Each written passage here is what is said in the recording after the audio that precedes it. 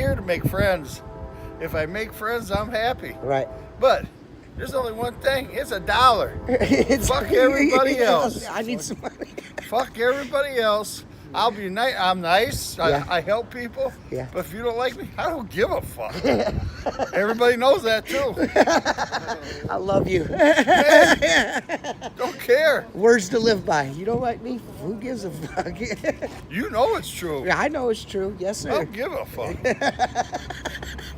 I don't care. All you motherfuckers don't like me.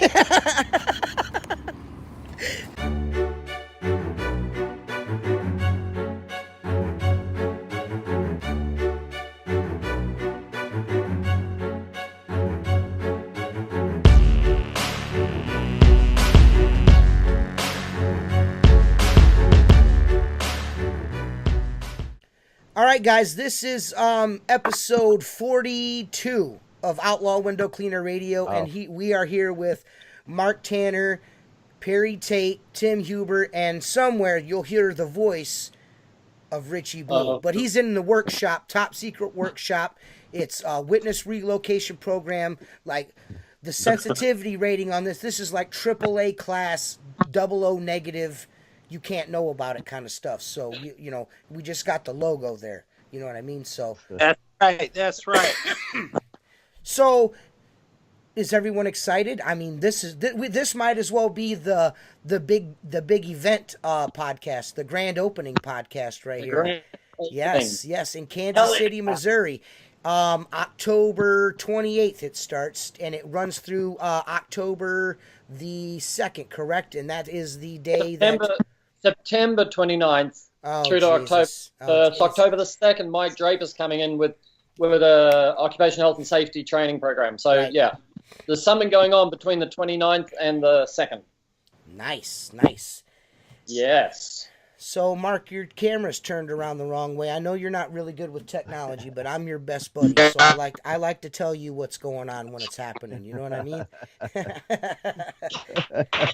That hat looks slick, dude. Oh, you like the hats?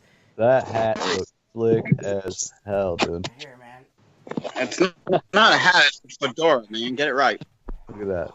Oh, maybe I should just turn my phone backwards. Look how good that is, dude. Yeah. Squeegee life hats. So yeah, squeegee life hats. Now these are just I went straight lettering on this because I can't reveal the logo. I can't reveal the shirts yet. I can't do that yet. You know what I mean? It's all a secret.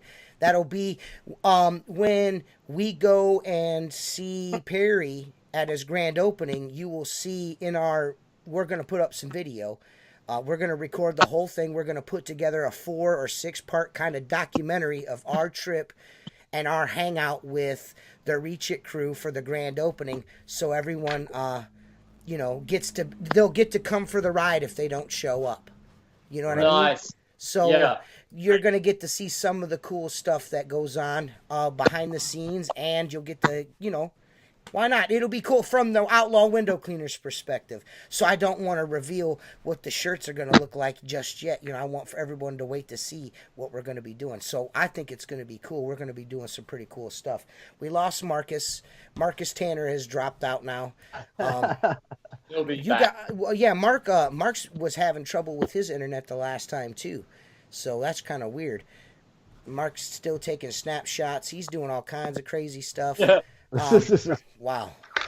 Mark is like barely working his phone right now. I bet you his wife had to show him 3 times. As soon as Mark gets a new phone, his wife has to run him through it. There's no question in my mind. Mark can fix anything you have in your driveway, and most likely on your house. But if it's like a phone or a computer, forget about it. It's not happening. I give it to my kids. They figure it out a lot faster than I do. Unless you want someone to superimpose a wiener on top of somebody, or you know what I mean, fill a dump truck full of wieners or something. Mark can do that. I don't know. Perry's probably not aware that Mark likes to fashion phalluses out of just random things like the wax around Baby Bell cheese, and just his wife told me that he's got a strange predilection to creating wieners. And he's gone There you again. go. I'm so glad he keeps flashing in and out because he's got nothing. He can't say anything. I could just burn him down. Oops. It's the best. So, I have a question, Perry. What was your? I mean, because and me and Mark were talking about this. I know Mark's going in and out, so hopefully his connection will stabilize here. But me and Mark were talking the other day. I think it was Saturday or Friday morning or Saturday morning when we found out that Michael Draper was coming.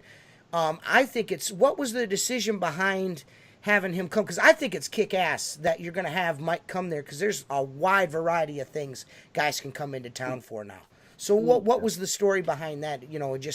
Well, Mike and I have talked a lot because I used to be, the guy who sort of was really sort of exposing safety issues for window cleaning, in particular with waterfed. Right. And then Mike's left Racenstein's and then started his own business in safety. So I rang him up and said, look, from my side, I'll hand you all my material, whatever you want, if you want it, and then, say, here's the mantle. Like, you're the guy now who's going to push the safety message forward. I'll go back to focusing on doing what I'm doing, and then just feeding him, whatever our revelations are.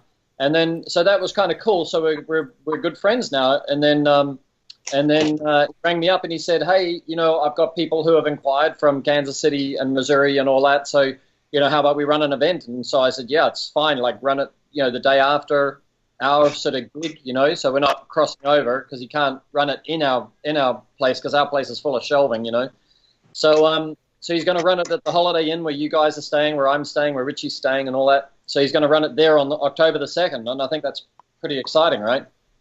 I think so. Is. I think it's awesome. I mean, the value that you're adding to this is pretty awesome. I also want to let everyone know, because I know guys are going to listen to this and they're going to have 3 or 4 days to decide what they want to do. Yeah. Make sure you go and register. Buy a ticket. It's $10, right? A ticket is $10. We don't really care if they do or not, but just we're trying to create a numbering system when we do the auction. The stuff for the auction's not even in yet. So, but we just thought, look, we don't want to make any money, but we'll make some faster, better, safer T-shirts. Anybody who comes in, they like the T-shirts are costing us $16 each. The tickets are $10 each. So. Don't rush, right? Just turn up. Right, just turn up. I lose $6 everybody. Well, I wasn't sure. I wasn't sure. I know you started out with that, and I just wanted to, Yeah, we kind of didn't do it. Before we started this podcast, I asked if there was anything I needed to know, and you was like, hey, let's rock and roll. So. No, it's like 60, 70 T-shirts, so we're good.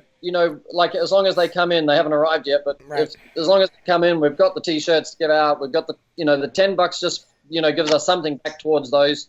And then the idea was to get an auction number, because otherwise it's like, who are you and how do we prove who you are that you bought this and all that. So, if we pull that auction off, then everybody's got to have a unique number, and we thought that's an easy way to do it. Okay. All right. Well, you can. 6 days in hospital kind of slowed me down on all this stuff. I haven't got my head around everything. Right, I understand. Mark, what do you got to say for your? Yeah, I just wanted to know if we buy equipment at the show, or whether it's auctioned equipment or if it's new equipment. Not that it's not new, but you know what I'm saying. Yeah. Yeah. Will there be packaging available that we can actually fly home with us without shipping? Let me make a note of that. Yeah, we should get some FedEx boxes or something, right? Well, yeah. Can guys, can guys fucking have the shit shipped home? I mean, they can do that too, can't they? Sure. Well, that's easy. And then we've got a True Value across the road, right? Like not across the road, just beside us. There's a True Value Hardware. So, so we'll be able to buy some packing stuff there anyway. I'll just make sure that we've got some packing. I mean, we're already shipping from the Black Diamond, so we have some packing. That's nice. This is fucking a clusterfuck, man. Jesus Christ, this hill. What's next? Are the pigs gonna come? The pigs are gonna come squealing out the holler. And vibrators are done. Yeah. Jeez, oh Pete. Next thing you know, he's a bandsaw is gonna kick on. Yeah. And you'll see his bits of his body fly across the screen. We've already got Richie in the background. Richie's sewing and cooking, it looks like. Sorry, that was the air compressor. Good Lord, sir. Vibrator. Is this your first podcast? From now on, you owe me a beer. I have a huge refrigerator-sized sewing machine in the background. That's what that was. Oh, okay. He's sewing things. So I'm excited about meeting everyone. I know that's gonna be. Richie's got some avocado dip going in the corner there, I think. Tim is flipped off again. I'm just trying to make sure. Right here. Oh. I'm just making sure you're still in the video. Yeah, I'm always still in the video. I haven't. I just switched to Richie's camera here, so and then he turned it off. So hey.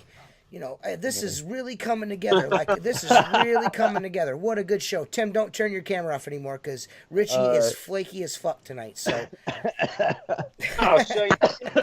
Casper's coming in from Denmark, TJ. Casper. So we're going to get to finally meet Casper. Casper, he's flying in from Denmark, meeting us in LAX on the night of the 27th, and we're flying up to Kansas City on the 28th together. And he's confirmed last night that he's got 4 new polymers for squeegee rubber, right? 4 new designs. And so we're going to be able to test with you guys. So we want the veterans there because we want that feedback, say, this is shit, this is good, this works under these conditions and all that. So we're really excited. We'll have the black diamond rubber, and then we'll have samples of the black diamond polymer, which we don't know what we're going to call it yet, but it's going to be pretty amazing. And call it? Hey, I have a suggestion on what you could call it. All right. Call it T Squeegee. That's what I would call it. That sounds like a really good name. Not biased or anything. I just think that would be a great name for it. You probably sell a whole bunch. I mean, just naming it T Squeegee will make it twice as handsome as it was when you made it. I'll go and read the trademark now, right? Yeah. I'm excited for that. That's going to be cool. So that's like revolutionary, man. Like people are going to see stuff that belongs in the future. Is it rubber? Today. No, is it rubber? No, it's not rubber. Polymer. Like wagtail. Wagtail's a polymer. Okay. There's a few. If you see it, if it's black, it's rubber. If it's not black, it's a polymer, basically. Okay. Yeah. We'll be able to print on it. We'll be able to make outlaw squeegee rubber. What? Yeah. You make that. You make outlaw squeegee polymer rubbers, and everyone's gonna buy them by the bushel. I'm pretty sure of it. I will sell my soul. I'm kidding. Go ahead. If the polymer rubbers have been out for a while, how do they, guys are going to buy the rubber based on how long it lasts and stays sharp. So if you, I found the Pulex rubber starts out lightning fast and within a couple hours it's no bueno. So my question to you, Perry, is that due to the fact that the wagtail stuff has been out for some time in, I'm sure, a different form of polymer, what is the lifespan in comparison to traditional rubber? Well, that's why Casper wants to bring these samples out and then get you guys working on it, because what we know, let me grab this off the fridge, Ooh. So we're working on the principle of the sharpest edge, this is the black diamond experience right here. Yeah. Little tin full of rubbers. It's magnetic and it'll stick to your toolbox. Your rubbers and magnetic sticks to the. Mark's like, look what I got. That's cool, man. That's cool. Cool. So, and then basically it's the marriage between black diamond having the sharpest edge and then the gunslinger having the softest edge, because the dudes who have been making bobs for the last 50 years have been blunting people's bloody squeegee rubber. So they sell you a $35 bob that you keep for 2 years and it wrecks every blade, right? Right. So, well, I have. Go ahead. Go ahead. So anyway, that's what Casper's looking for, is that what you're looking for as a window cleaner, Mark. You want the balance between it being soft and lasting a long time. So he's got samples that we can experiment with, because the thing about it's bullshit as a manufacturer if you think you can make all the decisions based on what you know, what you think. We need to be a collective, community crowdsourced design. You're doing it a lot differently than most window cleaning tool manufacturers do things, where they make things, and like with the plastic buckets on a belt, they were kind of, this is what you're getting, and that's pretty much that.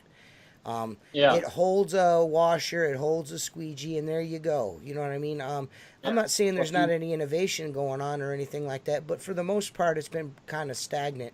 And with the gunslinger, it kind of changed all that, the way people kind of wear their tools now. You know what I mean?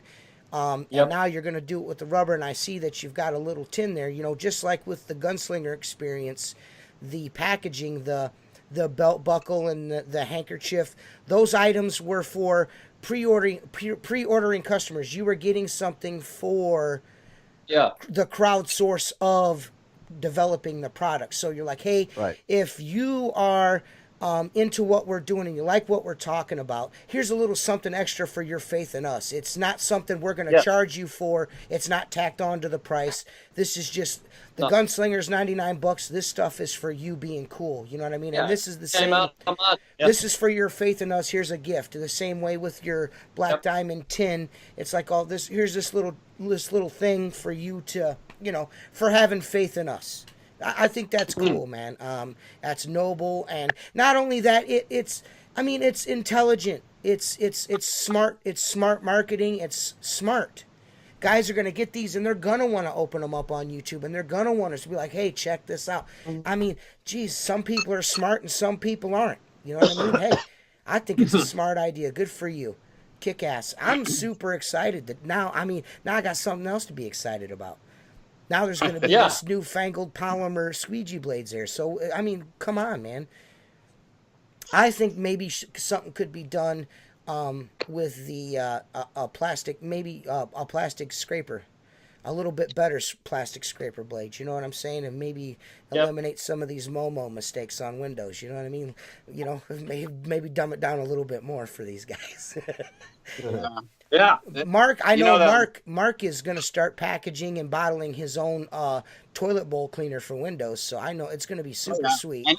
And oven cleaner for oven cleaner for Windows too. Yes. He's going to do both. It's going to be easy Mark Tanner off. It's going to be pretty awesome, bro. I can be your taste tester. Whoa. Well. Shit! I can hear you.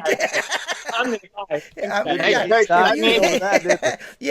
If you want something something caustic tasting, I'll give her a swaller. Hey, Perry, as long as you eat a couple of vitamins with it, if you eat a couple Fred Flintstone vitamins with it, they'll karate chop the shit out of it, and you'll be fine. You're good. It might burn you a little bit, but you're good. I'm kind of thinking, Perry, you shouldn't have opened the door to that just yet, even though you healed. You should have just sat on that for a little while. That was funny as shit. Now we're all going to fuck with you. And that was so funny. We're going to be switching your drinks out at the thing. Please. I mean, watch, you're doing it again. I'm going to get me a bottle and get a bleach wrapper and put on it, and now I'm just going to walk around drinking out of that the whole time. Yeah. Hey, you know, I got some of that Black Diamond medium hard, whatever it's called. I've been using it in my high flyers, man. I love it. Yeah, it's like I said. I mean, people kind of sleep on it a little bit, you know, because it's kind of obscure a little bit, and you know, it comes stuck together, and they're like, oh, Black Diamond, what's that? It's cheaper, so what the heck? It can't be good. No, that's not the case. I was a Sorbo guy in my Sorbo channels forever, and not anymore. It's just cheaper for me to use Black Diamond, and it lasts. I mean, I'm not doing 10,000 plates in a week or nothing. Well, I don't know. I don't count. You know what I mean? But I do 8 restaurants. I do 8 McDonald's a week, and that's on top of like 4 Wendy's and Subways. I do a bunch of Subways. I do all kinds of shit. I do houses. I do at least 2 houses a day. I mean, shit. Well, yeah. And it lasts. It does a good job, man. Honestly, for me, the big test is going to be how does it fare on commercial building glass? Because building glass gets cleaned, if you're lucky, 4 times a year. Oh, so, yeah, that's going to be a test. I've been using it both, Mark. I put the hard. It's not really a hard rubber. Perry said it's like a medium hard or something. He said because hard. I've been using the soft, right?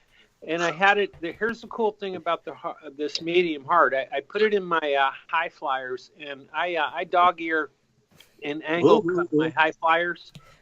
And what happens is when you put squeegee rubbers in something that's dog-eared, like like a liquidator, or if you just dog-ear your own Eterate channel or whatever, it has a tendency. The softer rubber, it'll leave, like drag marks at the end.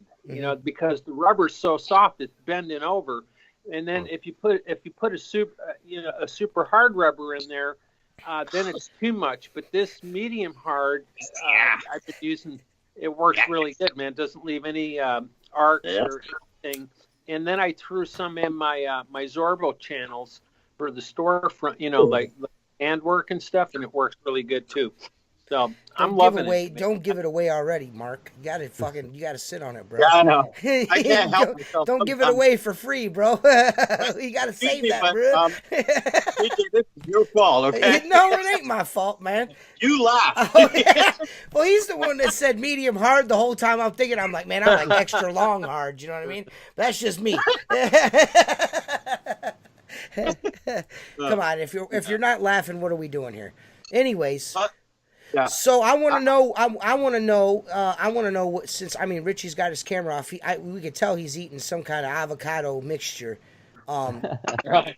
Are we going to see something new from Richie at the grand opening? We are. We are. We are. We are. We're working on it. So I'll have some demo models. I'll have. I think.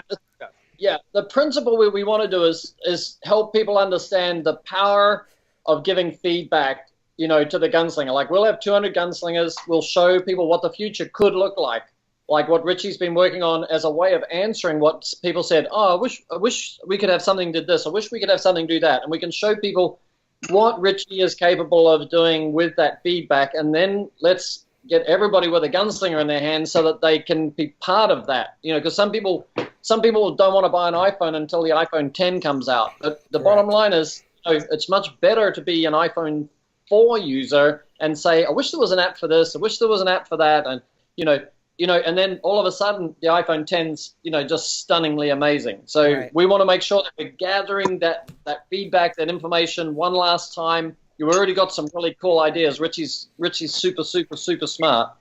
And then get as many people using Gunslinger saying, what about this, what about that? Because the more we get, the tighter we get with the design, and then, hopefully for Chris, we'll have a one out will meet some of those demands. But other people will just keep using Gunslinger, Yeah. I think the Gunslinger is definitely, out of all the stuff, I was talking to you, Perry. It's definitely the most diverse kind of tool caddy out of the lot. It's just I don't know. I don't think it's ever gonna lose its appeal. No, it's always got its place as the universal. That's what I think too. Is it's the universal. That's what we agreed on at the beginning. Let's get a universal one out, and then from there go down to specifics. People want this, you want that. Okay, we'll make one that basically becomes. We'll make one for this or for that. Yes. You know what I mean? So that makes sense. Richie's looking at women's hips now. Dude. Yeah. That shit's real, man. Because I was talking to a couple of women, Carrie Gunther and Renee Brown, and they do, I never really thought about women's hips, and how when they hang their buckets, what happens is because their hips stick out, the buckets either slide behind them or slide in front of them, in between their crotch. You know what I mean? So it's like it's a little bit.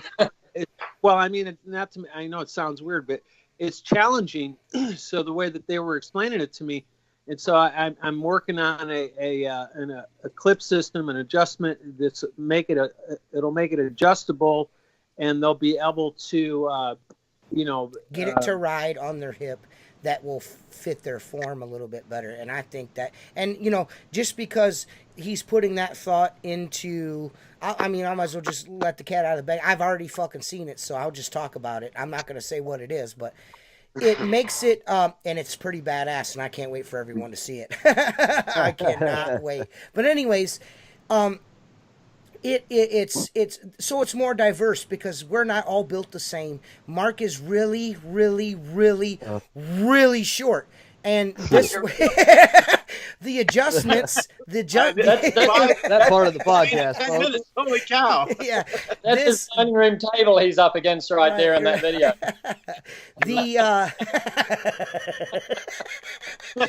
Mark just looked off to the left like, I know this dude's not talking shit. But anyways, what Richie's trying to do is what he has done is, I think, probably one of the most versatile things that is out right now, and it's sensibly done. It's like there's thought that's been a lot of thought and a lot of window cleaners input, and he has taken it and made it this. Well, this is what you guys want. Well, here you go. You know what I mean? And that's what it is. It's awesome, man. A lot of thought. I can't wait. And as far as the women goes,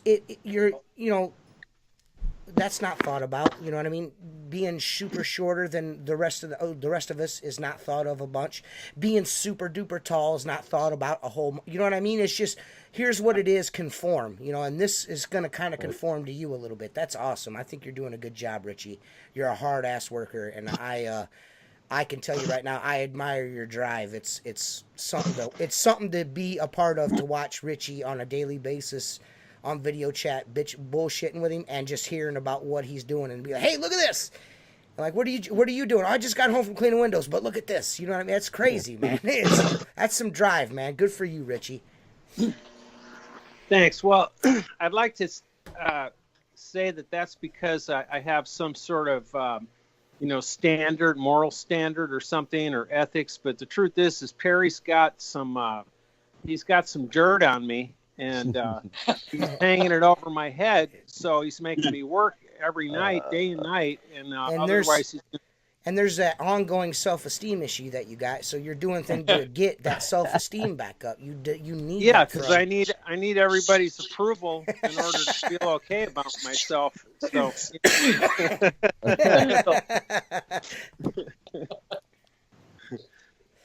Yeah. So I'm actually right now as we speak, I'm actually stitching one of the secret things that I'm bringing down. The secret project. The top secret witness relocation program project. You can't know nothing about. All right, screw it. I can't hold it in any longer. Richie Blue right now is making the Bigfoot holster. It's pretty badass.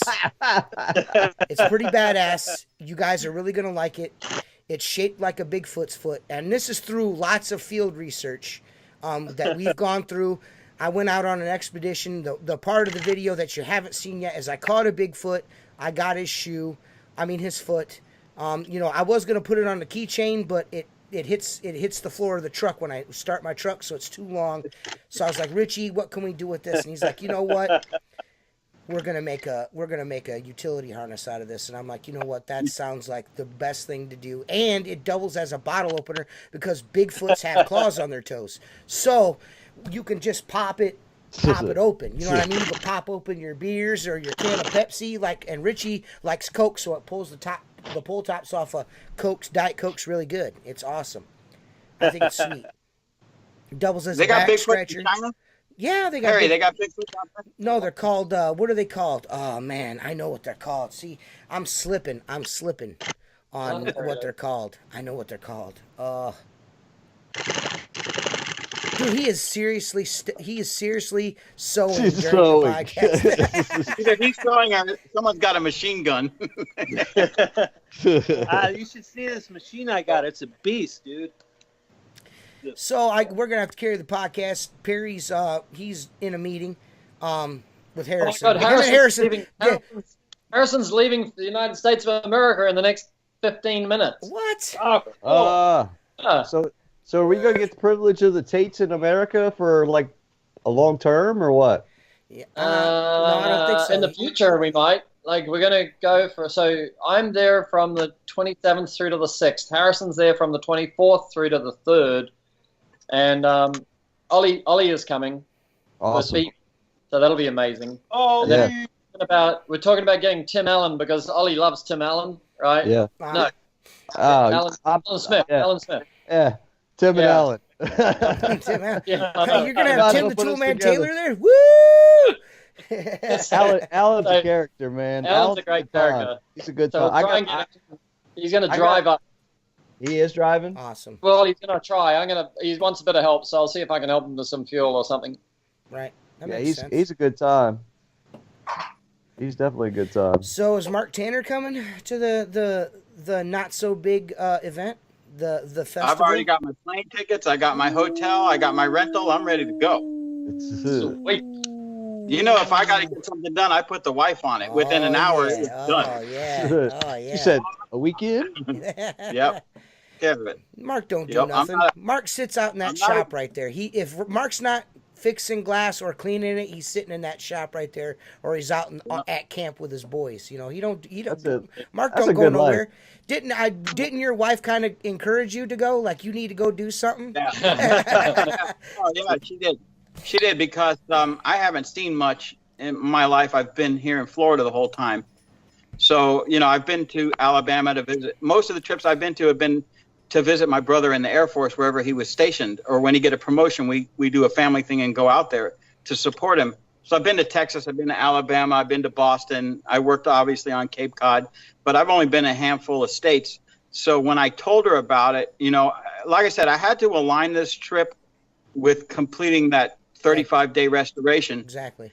And so my wife just said, well, you know, it would have been a little cheaper had you let me know earlier about this. And I said, I just couldn't pull the trigger and leave that job undone. That was not going to happen. So once I knew I was going to meet the timeline, that's when I pulled the trigger and said, hey, what do you think about this? And she's like, absolutely. I think you should go. And I know you want to meet TJ and Tim, and you've already met Perry, and go hang with them and support the cause. And so I'm all in. I'm ready. Awesome. I can tell you what, right now, I'm super duper stoked. Me and Tim have never laid eyes on each other in person. So No. Now we're gonna cuddle. Now we're gonna cuddle. Man, I can't believe I just agreed with that. It's on video. Oh man. See it in videos on the channel. So it's And gonna we've be got like Joe the opinionated window cleaner. He's flying in from North Carolina. right. Oh, that'll be a good time. And then I think he's Jamie about as short Bono's as coming Tanner, down isn't he? from Kentucky. Jamie Bono is going to bring some Kentucky bourbon, like some top shelf stuff. So that'll be pretty damn good. Right. Man, we got 22 hours of driving plus another 6 on top of it for me.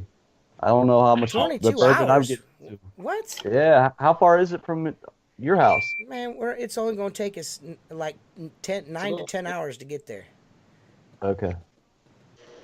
Now it'll be 22 plus hours there and back. Yeah. All right, say bye to Harrison. He's going. Hey, see you later, Harrison. Hey, we'll see you. Bye, Hey, we'll see you in a few Stay days. safe, buddy. Be safe. See you later. You He's guys going to can, set hey, up the spot. you guys can hug and kiss. We ain't gonna say nothing. There we are.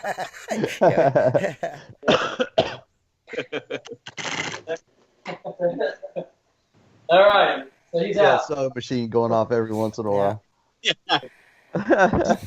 Make sure those are stitched straight, Richie. That's what I'm doing, man. Make sure there's no glue on them. Yeah, make sure there's no glue on them and they're stitched straight. What about that front pocket? Shit.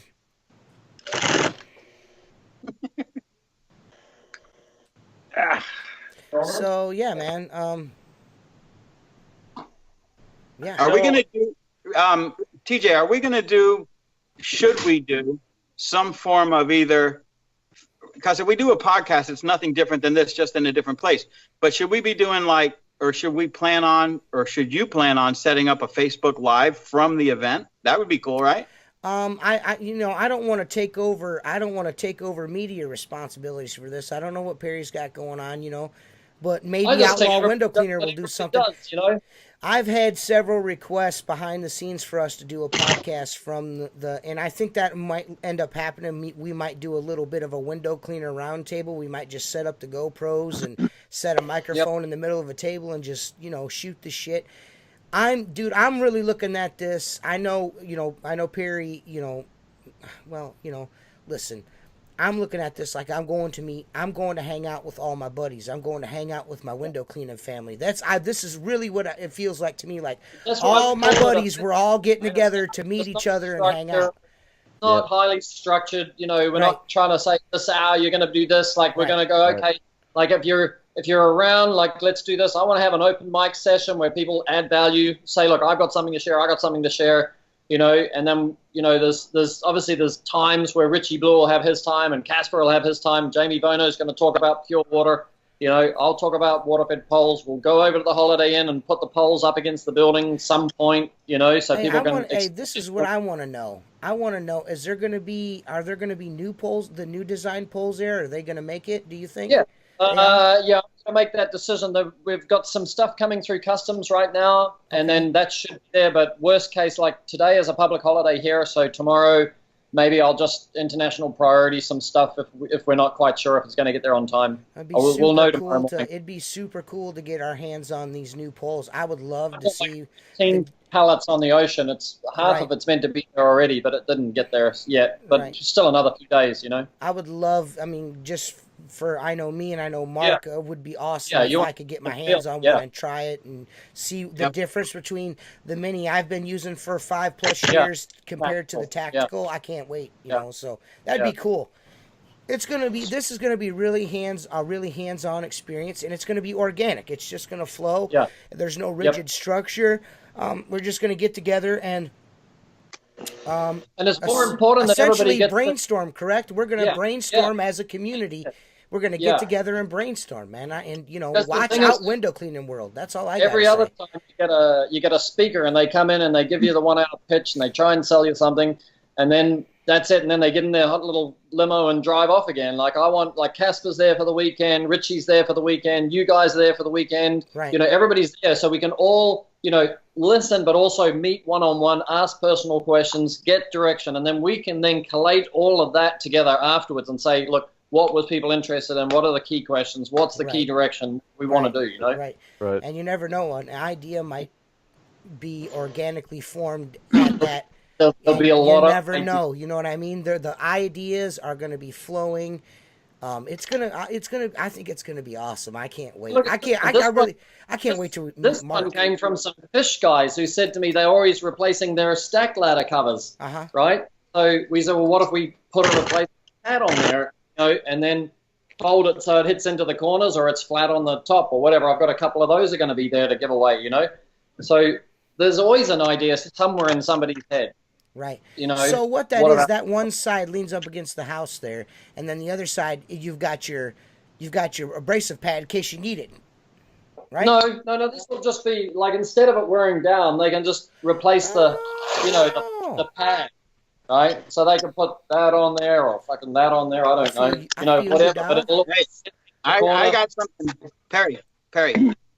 Listen to me. I got something that you need to hear. Okay, those bonnets. All right. I've never wore one out. Okay. So the reason I've never wore one out is because those of us that put them on a ladder rack in the truck, they make two kinds. Well, I shouldn't say two kinds. I know some of them have a snap. So the inside pieces between the rung snaps, and they didn't have a lash cord to them. So you're going down the road, that thing is gone. All right. So you kind of lose them before you wear them out. Now, I'm going to explain. The enticing thing about that Velcro pad is if you made it bigger, you could interchange it, because no one wants to put one of those on a white piece of drywall with dirt on it. So if you were to do the outside of the house, then you could pull that off and put a fresh one on to go inside the house. Yeah. But listen, more important than that, and that is a good idea, TJ, to put it backwards and make that full size, not just this. This is just something else I got in the house. Yeah. But the real one will be. TJ just pointed something out that I didn't think of. If you put that on the wall, with that facing you, the climber, and that had a white Scotch-Brite to it. You could use it for construction cleaning and just stick it back on when you're climbing down, so you don't have to carry that. I tell you what, right now, when I'm using my stack ladders inside the house, and I got to keep sticking my fucking steel wool in my pocket or up my butt or wherever, if that'd be cool, especially with all of your little abrasive pads that you got for the scrubs for your window weapon. All of that stuff, you could stick that. If you had a Velcro on the other side, you could put and you could stick that on there and pull it off, wipe it, stick it back on, or a pouch. Like you could put razors in there. Like I always balance my stuff on top of the ladder, but if you had a pouch or some loop sewn into it, like the front of the gunslinger, boom. You're set. That's something. You're welcome. Boom. You're welcome. Boom. You're welcome. I'm telling you. I already got it. Richie's already got it. Sit in the background and sew. Yeah, you just hey, you keep quiet and keep sewing. Yeah. But I'm just, and that's when I first seen that, Perry, that's the first thing that popped in my head. Not that it was you needed something to replace that shit that was going to wear out. It was something you could store something on, because that's cool, because it's right there in front of you. And when you're doing construction clean, or anything like that, you know what I'm saying? You could put anything on there. That's cool, man. I'm just saying. I mean, sweet. All right, buddy. Hey, that's good. Hey, what do we know, Perry? What do we know? I mean, this is our first day, so. I think I've only climbed a ladder 3 times in my whole life, right? But it would that's cool, because especially with your Velcro, because you've got all those pads that are going to be Velcro for the window weapon. I mean, and then people could, if you got an extra window weapon pad or whatever you like, throw that on top of your stack ladder, or if you made something that goes over the top of an extension ladder, something universal, you could have a little pouch with Velcro and a loop, and then you could store stuff up if you're spending a lot of time on a ladder. That's something no one has done.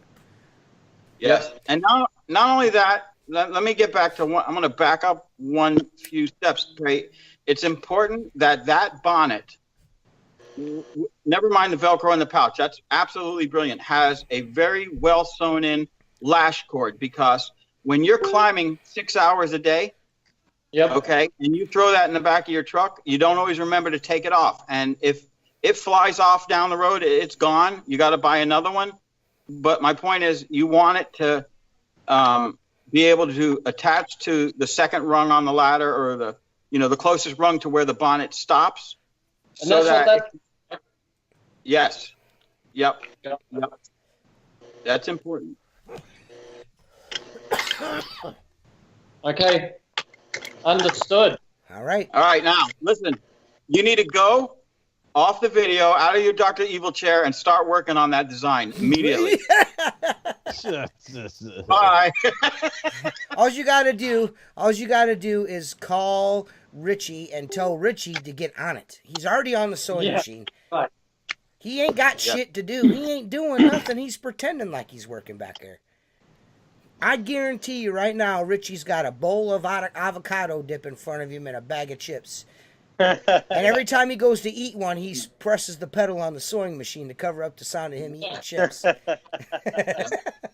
Barry, how many gunslingers you got the Reach store right now? Look at him. He's smiling only. Oh, that's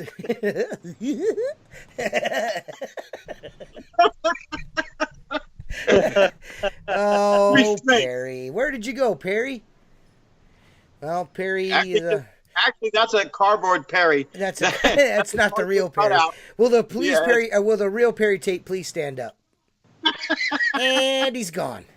Mark told him to leave, and he did. Jesus. Bitch better follow my direction. I should be here somewhere. There he is. Oh, there's a picture of Perry with his beard. Everyone misses that. I've never seen more men request another man to grow his facial hair back than fucking Perry Tate. Because it's fucking Wolverine, dude. Yeah. And we lost Mark. Now Mark's camera's flipped around. God, what a yum Mark is. You see the dildo there in the corner? God, dude. That's the battery for his dildos. I need Mark Tanner's wife's phone number so she can go out and run this guy's fucking phone for him. He can barely do it, dude. He's done it again. The same as, what are you it's doing? the same as mine, except for mine is 04, hers is 03. Give her a call. Listen, I'm gonna send her farts every morning and see how she likes it. Yeah, I know she does, and she allows it to go on. Jen don't let me do stupid shit like that. So, dude, want to hear a funny story? I'll tell you a funny story. What?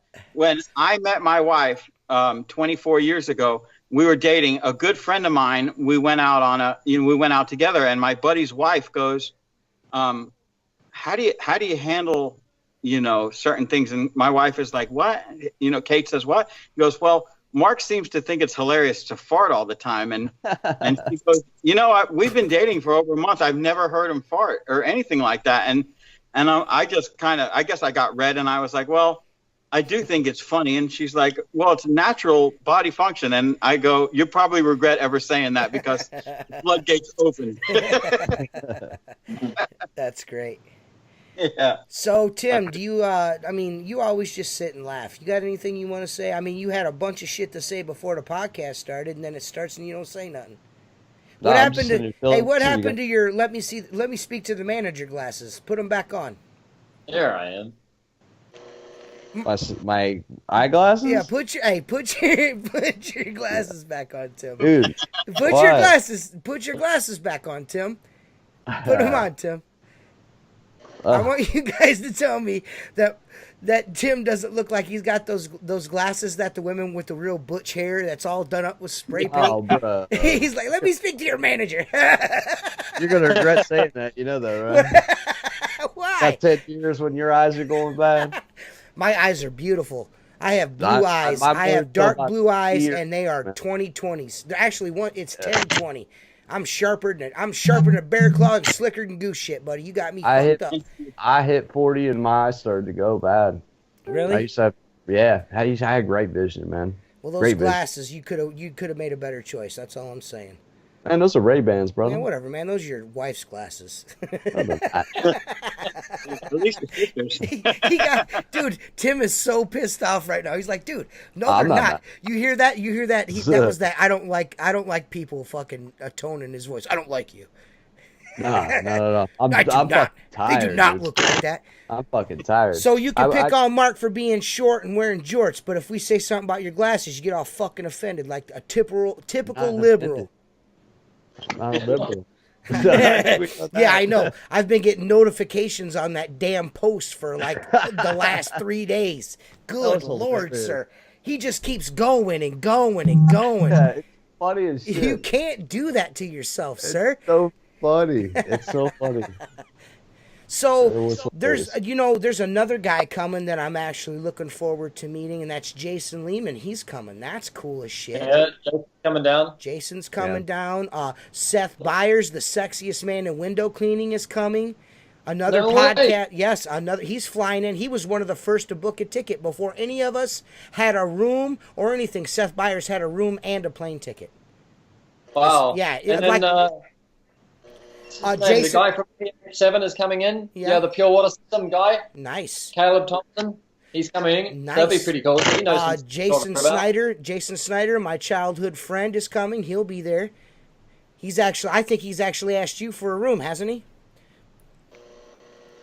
Or a bed, Perry? Maybe. I think so. You responded. Yeah. You responded to him. Perry, you don't care about us. I just say yes to everybody. They can fight over the beds when they get there. Listen, hey, TJ, what's the chance we can accidentally drop a GoPro into that brothel of a room that he rented? Dude, listen. The Wiener cameras are already set up. I've set someone in advance already. Wiener cameras are set up. Hey, Tim is a squirrel, and nobody knows that I've got inch-high private eye in the Airbnb. Tim is going to be recording with microphones the whole time. So we're gonna hear Joe the opinionated window cleaner fart 3 or 4 times in the bathroom every morning. We got it set up, dude. We got it set up. Dude, what? Hey, I don't. I think I can shit myself. I want to know. I only a couple of us caught it, but Joe and Ron Musgraves, can you guys get along? I think Joe and Ron Musgraves are going to end up on the podcast together, so that should be super awesome. I cannot wait for that. Did they have a head-to-head, or did Joe just wait all day for him to turn up? No, they had a head-to-head for a little bit. As soon as Joe started hitting the hard questions, the newsfeed went, I got a bad connection. It was perfect. It was perfect timing. It was most likely coincidence, but man, was it perfect timing. If you saw my vantage point, I was on the big flat screen in the living room. I saw Ron pushing thumbtacks into the cabling, into the ether. He's like, I got fiber. It's all good. It was funny. I don't get, dude. I don't. Yeah, and that was the thing. He's like, Joe, nobody can hear you. Everybody's in the live feed. Like, we can hear Joe fine. It's you. You know what I mean? Joe leaves, comes back, leaves again, and then leaves. I was like, dude, it was Joe funny. Is a man that was. He was relentless about getting his point across. I don't even know what the point was. I don't even. He was getting a point across, but I have no idea what it was about. The both of them were just. I don't think they like each other. But they used to. Ron has a cult following of guys that really like him. That he's done stuff for these guys to help them out. Which, from all accounts, from these guys, Ron Musgraves has really helped them in their business. And there's a lot of guys that disagree and don't think that he's a very good dude. And then there's guys that are really, really like Joe. And then there's guys that really, really don't like Joe. You know what I mean? And them coming together in there was just like a perfect tornado of what in the fuck is going on. Everybody's like, what are we arguing about? And I started talking about tacos.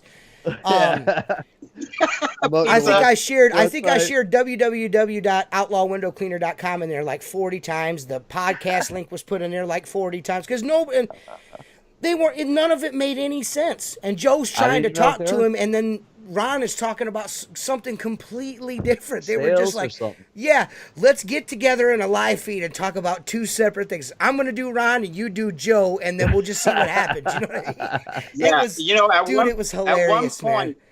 Joe kind of, if I remember correctly, he kind of leaned back and then he crossed his arms, and then I could see that old Southern boy was ready to do some down south juice. Yeah. He was ready to go. He was ready, and that's what I was like, man. Why don't you guys come on the podcast? You need a moderator. You need somebody with a bigger mouth than both you guys to be like, no. You know, you need me to moderate this for you. You know what I mean? And I will get the hard hitting facts out of both of you, and then you guys can squash it, and then we can move on to something else. You know what I'm saying? Because that's the same thing with me and Joe and Tim. We kind of went round and round and round a little bit on Outlaw Window Cleaner, and now we're super excited about meeting each other. We can't fucking wait. Right. You can be things in this little window cleaning community. The fences can be mended. You know what I mean? As long as people haven't gone to a personal extreme with things. You know what I mean? Like tampering with shit and messing with people's businesses and all of that kind of nonsense. You know, if as long as guys aren't doing that stuff, you just have a general disagreement about things, and you guys can be men about it. Like me and Joe. Joe's like, here's my phone number. Give me a call. I called Joe up, and we talked for like an hour. Actually, me and Joe on a phone together is not good. I had to plug my phone in because, you know, we're both talking. We're not going to stop talking. You know what I mean? Right. It was cool. It was nice. And then I got to know Joe a little bit better, and we seen eye to eye. I was like, you know what? Joe's a good dude. I thought he was a good dude. And sometimes that gets lost in text. You kind of miss people, the tone of the voice and what they're trying to say. You miss that. You know what I mean? So when you get it's typing out, I was like, oh, is this what? Are you being an asshole to me right now? You know what I mean? So I'm like, ooh, I'm gonna be a dick to you. You know what I'm saying? And that's usually 99% of the time with social media interaction. That's what happens. You can't get your point across in text without being an asshole or being too sweet. You know what I mean? There's no in between. So come on the podcast. I'll tell you what, though, and let's hash it out. Even though it was internet presence, I could feel the tension. I mean, it was those two. Yeah. It was. You could tell they've been disagreeing quite a bit, you know. But, you know, I'm going to have, I've spoken with him already. We're going to get it going. I'm going to try to get it in before we go to Kansas City. The safety green guy, Jeffrey Scott, is that his name? Yep. Yeah. We're gonna have Jeffrey Scott on, so that should be cool. Guys were really giving him the business too on in Outlaw Window Cleaner group about OSHA standards and all that shit, and how you're a pussy if you do things safe and all this stuff. And Jeffrey's trying to capitalize, making money off of guys and all this bullshit. But clearly, there's a value there because there's a lot of guys that like what he's doing. Here's the thing they don't realize. Number one, anytime that you go against something that would keep you safe and educate you, you look like a dumbass. Number two, okay, I said it publicly. I wish there was a Jeffrey Scott when I was first doing high-rise 15, 20 years ago. Right. We had to learn based on someone else who had done it, okay, and the practices were not as safe.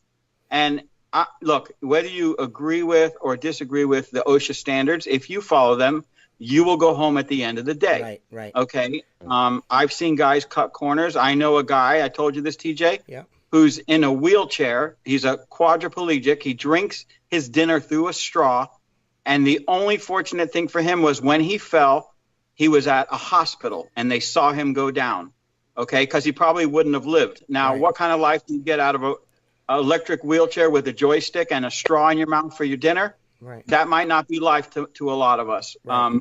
So, you know, it's better to have that safety and that training, and that leads right back into Reach It's this weekend, the October the 2nd. Mike Draper's going to be there with a safety program with OSHA, some OSHA safety, some more, probably not the same exact stuff, but some stuff to help you be safe on the job. What's wrong with that, man?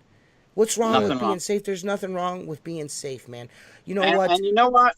What? The knowledge that Jeffrey Scott has in high rise, because I bought his program, and I'm a 25-year veteran. I bought his program. I read through it. I have it in my office. My guys have looked through it, and it makes so much sense. So to me, somebody having that knowledge, okay, that holds a value, and it's not free. Okay. Right. So that being said, there's absolutely nothing wrong with him charging to teach you to be safe and go. And the last thing that being safe will make you is a pussy. You know, because I know a couple guys that are super duper safe, but probably the most kick-ass fucking dudes out there, Darren Mabe and Todd Four, they are all about safety, and I dare you to call one of those dudes a pussy to their face. You know what I'm saying? You might get your ears boxed off. You know what I'm saying? Yep. So, you can be kick-ass and gnarly and be safe at the same time. You know what I mean? The job's sketchy anyway. It's already sketchy, man. Just doing what Tim does. Just doing what Tim and I do. Tim and I work on residential houses. We're maybe 40 foot in the air sometimes. You know what I mean? And that's not very often for a residential guy. Right. But just the amount. What was he? How high in the air was your employee this year when he broke both of his feet? Oh, he's only 10 feet up. 10 feet in the air and broke both of his feet. Yeah. Oh, safety's for pussies. No, you're not. Safety is for pussies. You know what I mean? Right. Don't be a dick, man. Here's the thing. Outside of the industry, the small industry of window cleaning, if you know safety and you work around contractors and construction workers, and they can easily identify that you're being safe and you know your shit, you're respected. Well, I can tell you that. Within the walls of window cleaning, I would not hire a guy that has no fear, okay? Right. Because the guys that have zero fear, that will walk a ledge without a safety rope on, will don't want to take the extra 10 minutes to move the tie back to keep it proper because they want to go home 15 minutes early, are not the guys that would work for somebody like me. Yeah, and not only that, they're not the guys that last very long either. Coming from the construction industry, I built homes, custom homes, for almost 10 years, almost a decade I was a carpenter. And I can tell you right now, being safe is paramount. I know someone that is gone because of that. You know what I mean? And I can tell you now, being safe in the construction field, if you got your shit together, the guys that are safe are the guys that are on the big money jobs. You know what I'm saying? And whether or not you find OSHA as a ripoff, or they got this, or they got what, it's called the law. And, you know, only bozos would make being safe a slight. Like, oh, you're not cool if you're not. You're not cool if you wear safety and you go set up your safety lines and stuff. I'd be home casing the chick by now.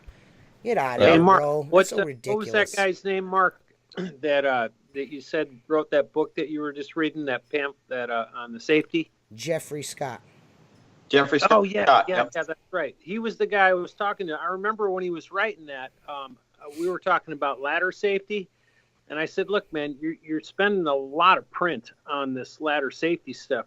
What you need to do is just put a tag in there, a one-liner, don't get on ladders. And then the next section.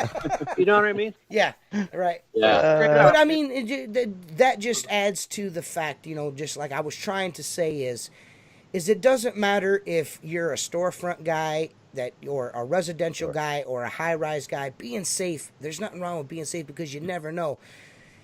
Doing shit like a jackass, you fall and hurt yourself. Even if you fall and just break your arm from a ladder 4 foot in the air, or you break both your feet 10 feet in the air, you can't make money. You can't take care of your family. You can't pay your bills. You know what I mean? That's just doing things the smart and properly is that. I mean, that should be paramount. And teaching and putting that kind of karma out there, or that kind of, you know, thoughts out there, like, oh, being safe is you're a pussy. That's not giving new guys coming into the trade or the industry the right fucking kind of. You're not doing the right thing anyway. Man. Yeah, man, and you're teaching a younger generation of guys to be fuck ups too, and that's not good, man. It's not. Not at all. It's not this. Well, I mean, go ahead. You could just as easily get hurt on the ground. You don't even need to be on a ladder, man. Yeah. I mean, when you're cleaning windows and like you're working on a slick surface, like I do a lot of storefronts that have tiled entryways, and when the water's wet, man, you're gonna slip on your ass on that stuff, you know. So did you just sometimes say? I'll put Did you just I'll put say? chairs in, Wait, did you just say when the water's wet? Is there any other kind of water? I'm asking for a friend. When the tiles are wet, okay, you know, there on you go. those There you ways, you could easily slip on them, and a lot of times I put chairs in front of them. I carry extra towels with me to make sure that, you know, they have something to step on or whatever, you know, because there's people coming in and out, you know, of those places. So it's not only your own safety, it's the safety of other people. And it's just, you just got to pay attention, man. Right, you know, for sure. No question. I actually have, I used to do this lady's house. She actually lives about a quarter mile from me. She's gone now. She's no longer with us. But she was so particular about her yard and, of all things, her back patio. Every year, she would reseal this back patio, and it was sealed so much that it was shiny. It looked like water. So it snows, and she's like, can you come and do my house, Terry? And I'm like, yeah, sure. She goes, I know it's just before Christmas, but I'd really like my windows to look good. And I'm like, you know, it's before Christmas. It's my first year in business. I need to get out here and make this money. You know, whether there's snow on the ground or not, I'm going to do it. So I go out. It's, you know, we have snow flurries, which is here. Snow flurry is just a little bit of snow. It's not coming down hard, but it's just like a drizzle of snow. You guys call 12 inches, not a little bit of snow. Yeah. A little bit. Well, whatever, dude. That doesn't count. It was snowing a little bit. And I set my ladder up and on this dormer to get this half moon light over top of a crank out casement window. So I set my ladder up. I go up, and the ladder slides down the dormer and hits the roof, and boom, chest. And luckily, I use ladder standoffs on my extension. I know a lot of guys don't, but I have a standoff. You know what a standoff is, don't you? Yeah. It's got the two little rubber ends on it. Yeah. I use those religiously because it's just a safer, more steadier platform when you're cleaning windows, I feel. Because I usually find myself going left and right with my tools, you know what I mean? So I'm sitting in the center of a window, and I do the left side, the right side, and come down, you know? So it's nice to be hands-free. If I didn't have that who knows what could have happened. But I grabbed a hold of that ladder and rid it all the way down. I mean, I had bruises on my forearms, but I rid and that damn patio. So I cursed her, but she didn't hear me. She was in the house. She's like, Terry, are you okay? And I'm like, yeah, I'm fine. Yeah. Dude, it Can I use your scared bathroom, the Mr. Newsbaum? it scared the shit out of me. I said, well, I think I got really good with a pole after that. Squeegeeing on a pole. I was like, I got to really work on my technique because that's not good. Being safe is paramount, and you learn. The guys that toss their nose up at safety are guys that haven't had something fucked up happen to them yet. You know what I mean? That's what probably it is. been that same way though. Think about it before you wrote, because I wrote a ladder down too, and I woke up in the ER, and that's what got me really, really like cautious on my ladders. Because when you get comfortable, that's the problem. We get comfortable on ladders. Yeah. And you can run around the ladder and like it's nothing, and then all of a sudden you get too comfortable. You know what I mean? I don't want to say this, but I'll tell you this. I was taking. I don't want nobody to pick on me, but I got a 4-foot aluminum ladder, right? I got a graveyard for them. Last Friday, I'm pulling the clings off, the stickers clings, the advertisements off of McDonald's windows, and I'm up on the second rung, and I go to pull this thing, and the ladder foot rolls over, and fat boy on the ground. I was like, man, I can't tell nobody about this. Fat ass just bent the ladder. Man down. I stopped buying them. I literally have 4 broken ones. Yeah, in they're my not shed. good. Those 4-foot ladders, those aluminum ones, they're light and Sketchy. they're only good for maybe a year, and then they're not worth the shit no more, man. Yeah. They bend up and shit. They're terrible. Yeah, The we put foot. 6 foot. The 6 foot foot on the one fiberglass. side is braced. You know how they're braced like that. It rolled right there. It rolled that kinked and rolled over on me. Yep. I just whoop Yeah. right over. Hey, it. TJ. Hell, man. What? I got something. Okay, well, you know where Lee's Summit is. It's about 12 miles from Grandview, Missouri, where Perry's store is. Okay. And I'm watching a KMBC Channel 9 News on ABC. Yeah. Right now, where they had a Bigfoot sighting in Lee Summit area. So that's like 12 miles. That's 16 minutes from where we're going to be at. I'll send you a link later. Then fine. Then not only are we going to Missouri to hang out at the Reach It store, we're going to go and look for Bigfoot too. So that should be. We're going to put together a Bigfoot expedition. We should figure out every dude. Bigfoot on every state on the way. Yeah. It's a fresh. No, this is a fresh sighting, man. So It's fresh? We gotta do it. Is this breaking news? This is like just happened. Like, what's the date on this? Let me see. I'm trying to find it. Last week. Yeah. So it was like a week ago. Man, I thought we were getting ready to. I thought we were September 23rd. Oh yeah. Oh yeah, that's today. Yeah. Today. Really Oh my close. God. Yeah, today. Dude, So we gotta cruise out there, man. Listen, I'll send you the link. so I don't you know can about do all the- that. I don't know about all that cruising and shit. I thought for a second we were about to have a Bigfoot moment with Richie Blue, and you went and just. That's all you did. That's all you No, got. I'm looking at it. I'm looking at the article right now. There's a video on it. YouTube video. Yeah. I thought maybe you had an article to read about Bigfoot. Nah, there. he's Jeez. legit too on that too. Man. Yeah. Did you see it, Tim? Yeah, they got audio proof. Yeah, they got audio proof and they got a footprint too. What? Dude, this is like 12 miles away from Listen. where the event is. Is there a Footprint barbecue leads to place search by for it? Because Bigfoot. that's really what matters to me most. Is if there's barbecue near Bigfoot, then we've got it. Well, we could bring Perry with us because it'd be good camouflage. Because Perry's so tall, man. Oh, you ain't Yeah. kidding. Bigfoot think he's a Bigfoot. Right. You know what I mean? And we'll be able to get close to them. We You know gotta what I'm get saying? we gotta get you Perry know and what? Mark walking around the whole time. They're gonna run around looking like the letter 10. It's gonna be an I and a period. Oh, Mark hates me. We could have throw a midget competition. Aw. Let me tell you one thing I know, because there's a picture Oh, that Perry took a selfie of himself and I in the parking garage. Anybody looks small next to Perry. Yeah. Yeah, that's true story. Yeah. I mean, anybody looks small next to Perry. But He's the big. especially not Tanner.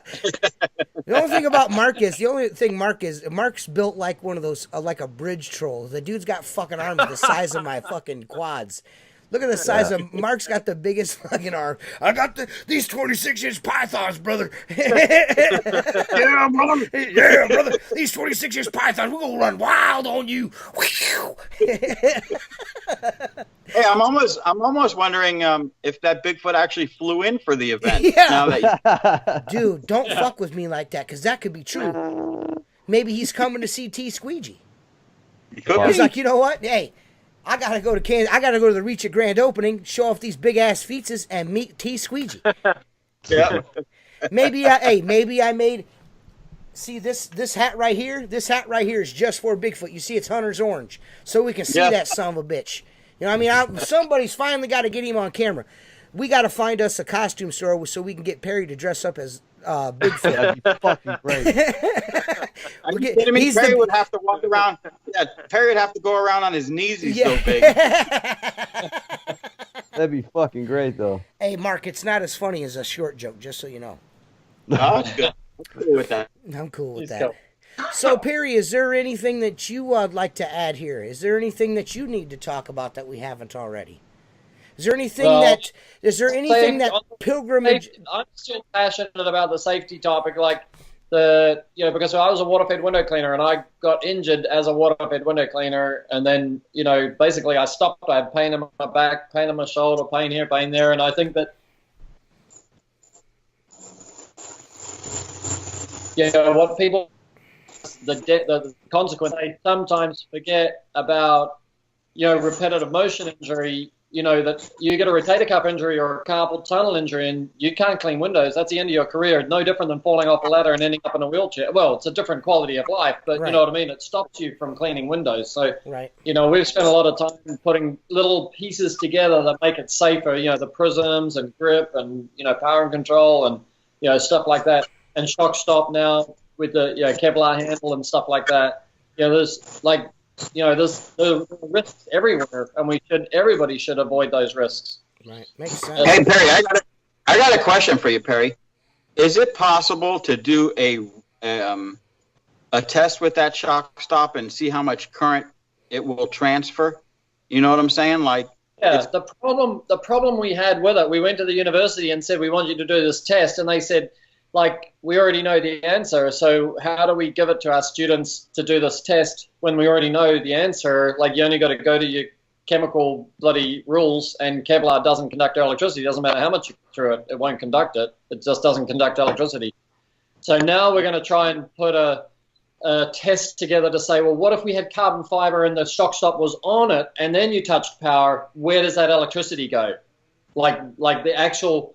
Does it arc all the way down through the center, or does it arc off to the sides or something like that? So we're going to try and make something more relevant to what could happen as if you were holding it and you I can came solve in all this right now. I can solve all this right now. For a tactical, I will whack a fucking 220 with a mini and the shock stop, and we'll see what happens. You know what I mean? What's the worst that could happen? Yeah, but here's the problem. I'll get a free pole, and I might grow some hair. You know what I mean? Who knows? There was an article here. This is no shit. So when you're talking about 110, 220, but high tension lines are could be 700, 780 and stuff like that. Oh yeah. So we had my neighbor, and he knew the guy because it was an article in our local paper. It was one of the linemen. They were supposed to have shut down one of the power lines, and he went to work on the line in a bucket truck, and he was young and inexperienced, and he got into that line that was not shut down, and you know what they found? This is the God's honest truth. It was in the paper. They found his boots and his hat. There was nothing left. Nothing. He was instantly incinerated. That's absolutely crazy, man. Well, I've seen videos on YouTube where birds and shit just vaporizing. You know what I mean? Just it's the question is that guy Dr. Douglas J. Mills, the guy who helped us with the power and control handles. He was at university doing his medical degree. Two guys carried an aluminum ladder across. It arced, and then it got drawn into the power line. And one guy helped the other guy, and he watched them melt their legs like down to their knees, down to their thighs. Nobody could touch them. Nobody could do shit. They just had to wait till they got, it sounds wrong, short enough to the ladder to come off. One of them died. He visits the mom of the guy who he saved. He visits that mom every year. Like, he's like the adopted son because he kept the guy alive for the Hail Mary, the last rites thing, Yeah. So it's dude, that's super crazy, scary. man. That's Real crazy, dude. That's crazy. And here's the one thing. Here's the one thing, Perry. And I mentioned this before in the post. So you've got your carbon fiber, which does conduct. You've got your Kevlar exterior, which does not. You've got to remember there's water in there. Yeah, and water. All we can do is reduce the risk of somebody getting electrocuted by the best we can. So there's water, and the other thing is that the electricity goes somewhere. If you touch a power line with a carbon fiber pole, that electricity is going somewhere. Like, it's either going to arc out to the side or it's going to come straight down the middle and go to the ground. But it doesn't go nowhere. Like, it's still. So it doesn't matter. It doesn't matter if the pole is completely Kevlar. It doesn't matter it doesn't matter. There's still water involved. There's still water involved. There's no. You know what I mean? It doesn't matter. There's still water involved. The only thing that you could do is reduce the risk. That's the main thing. Yeah. And that's. And we made shock stop, like those of you have got to reach it, like that you can pull it apart. And before the neoprene pole skin only fitted on the outside section. So now when you get a tactical or a warrior, you'll get the shock stop and connect. And connect means that you could take any part of the pole apart and still fit shock stop. So if you just want to use the top 3 sections and shock stop, then you're working short, you can, I think I'm coming home with a plus B. That's what I think. I think I'm coming home with a plus B. I had to shut down my live stream the other night because Jeremy, oh my God. It's my fault. It's my fault that, I think, when you think you explain something to somebody and you think they got it, sometimes they don't got it. You know what I mean? Sometimes they just forget. And we're doing 3 stories. Well, it's almost 4 stories with the mini with just the A and the C, and it is not a good look if you don't do it right. So instead of he put the he had the A all the way extended and the C all the way extended. Then you've got the center is not rigid like it should be with the plus B. And if you're going to do that, you need to shorten that A down and just add the extra 5 feet. You can't double it, because if you double it, it's just too much. I fucked up when I bought it. I should have listened to you, but whatever. You know what I mean? Well, sometimes you make mistakes in life. Remember I got that trade. I got that precision. I think we determined it because the additional section I have is on the bottom. That would be a plus C, correct? Yes, correct. Yeah, and if I was that pole bigger, TJ, you suggest I go with a B or an A? No, if you want to make what I did is I added a high modulus top and a high modulus bottom, and what I should have bought was a high modulus top and a high modulus middle, is what I should have done. Yeah. If you are going to if you're going to buy one more section, it should be the middle section, in my opinion. The B. I think the B. Yes. For one section, the B give you the least amount of weight and the most amount of rigidity. Least amount of weight, most rigidity. You're adding to the core of the pole, and that's where you want your strength is in the core, because that's where you're going to lose all of your motion, and your power is in the center on the upstroke. So you want that rigidity there. And Jeremy did not. Richie wanted me to say that plus B does not mean it's an extra good movie. That means it's the middle section of the pole.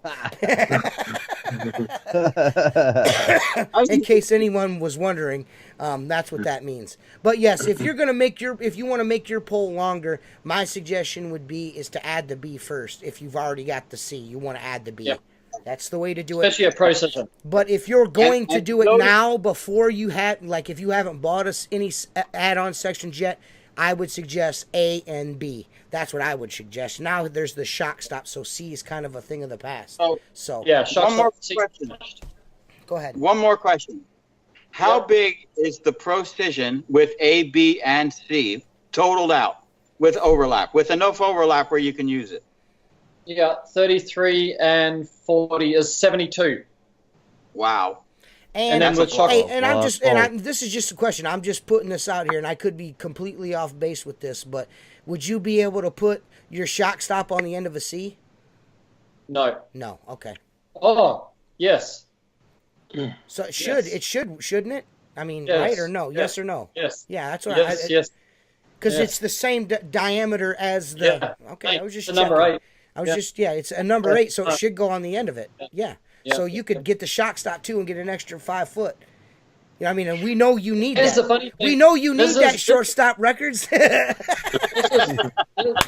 is an outlaw topic for you. Okay. Is that like when Mark asked me how long is that pole, I gave him the actual length of the pole with all the pieces, exactly the actual length. And I'm the only guy in the industry that does that. Everybody else will tell you it's reach, So they basically, they got a 24-foot pole and they'll call it an NRA 30 or a Taka 30 or whatever. But they're adding your height on you. But basically, like, apart from Mark, right? But who wants to buy any more height, right? Or buy their own height?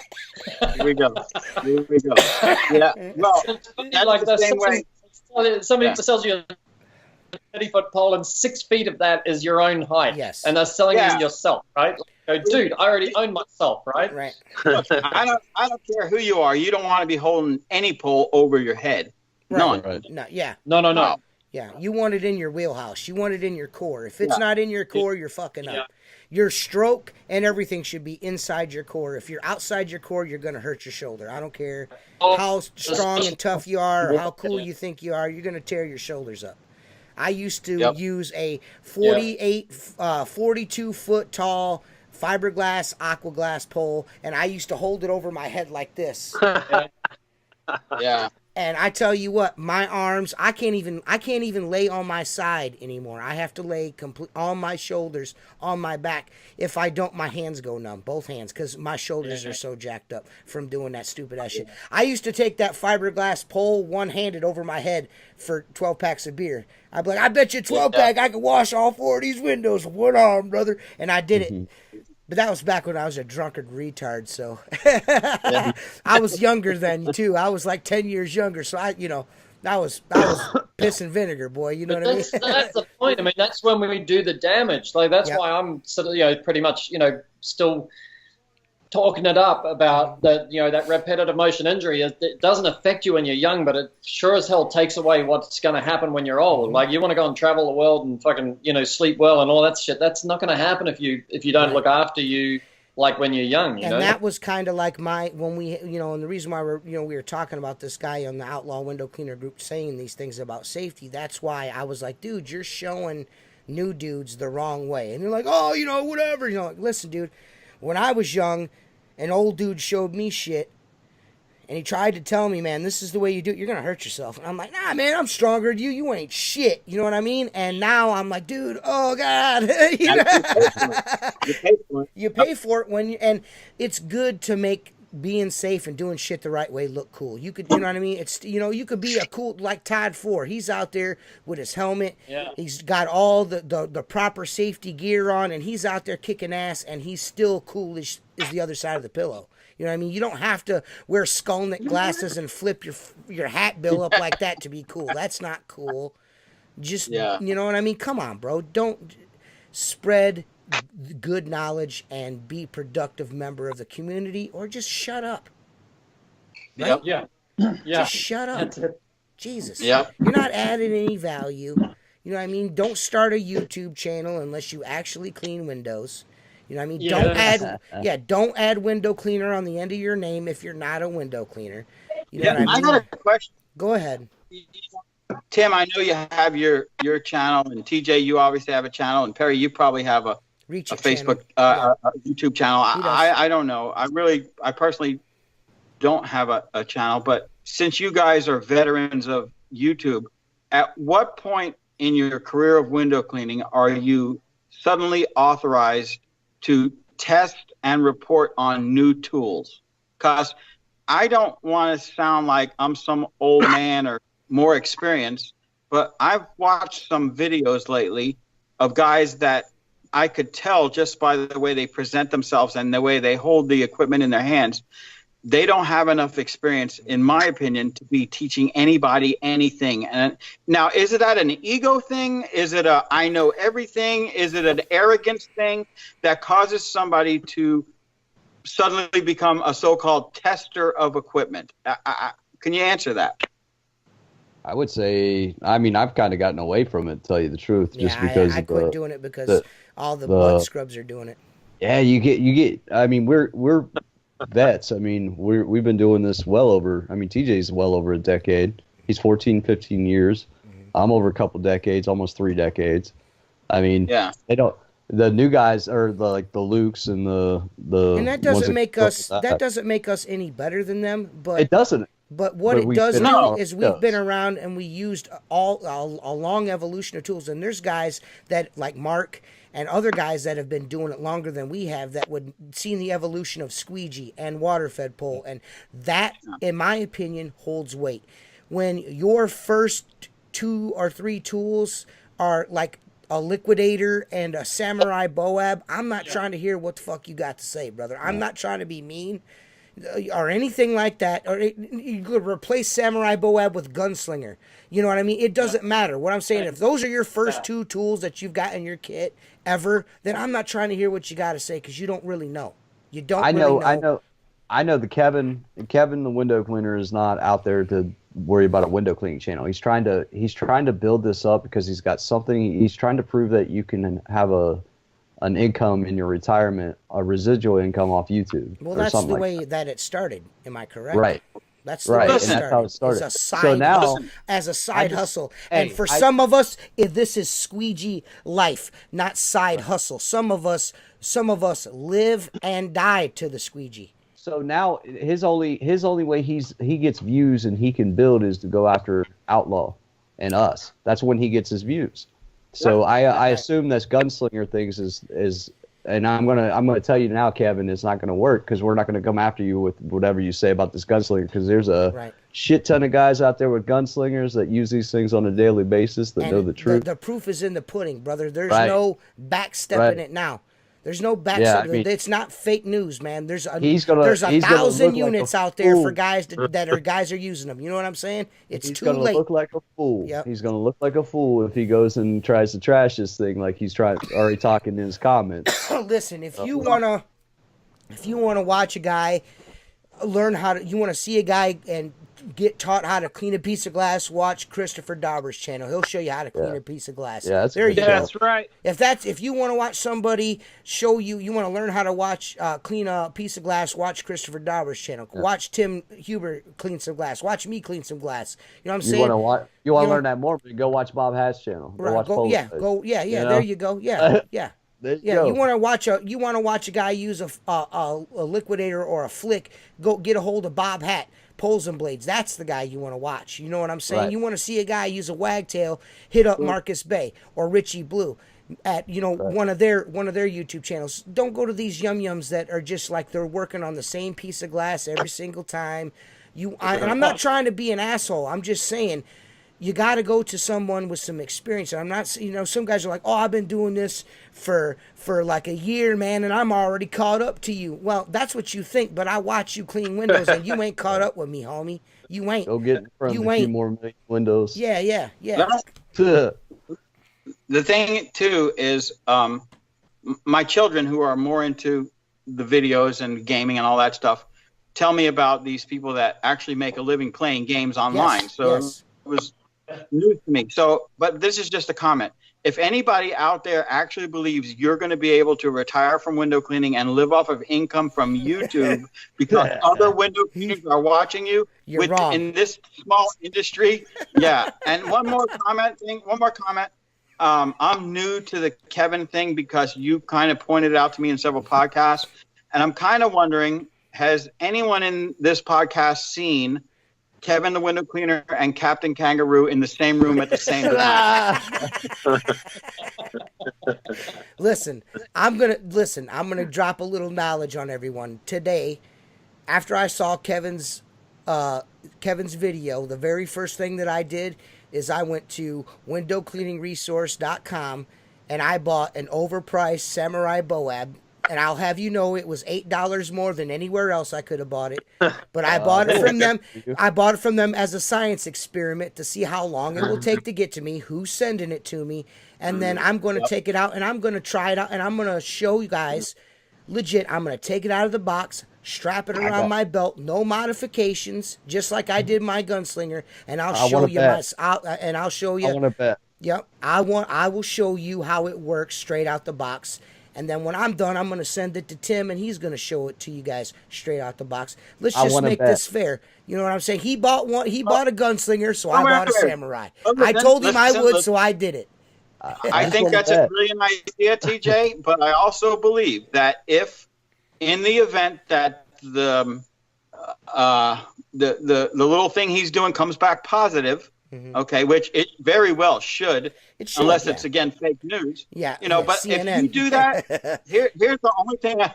Here's what I'm asking of you, TJ. Yeah. That if you do the same exact so-called test where you need to do it identical, meaning you need to copy that video word for word. You understand what I'm saying? Yeah. You mocking me, boy? You mocking me? Yeah. That's what's gonna make it good. I will tell you this, and I've said this on multiple occasions. I'm the main thing that means the most to me is my integrity, and I will not burn or trash the Samurai. I'm going to use it the way I use my gunslinger, and I will let the video show you. I'm going to stuff a garden hose in it and let water run out of it. But I'm going to set the camera far enough back so you can see the water run down my leg. I'm going to show you guys every video that they've put out. I'm going to do the same exact thing. I'm not going to do any changes. I got a bet on a beer, though. This is the bet. I bet you get a phone call or an email tomorrow saying, we apologize. We can't fulfill this order for you. And you're going to have to go through. That's a bet. That's a bet. So you're saying they won't send William Wetterly? I'm saying they're not. Hey,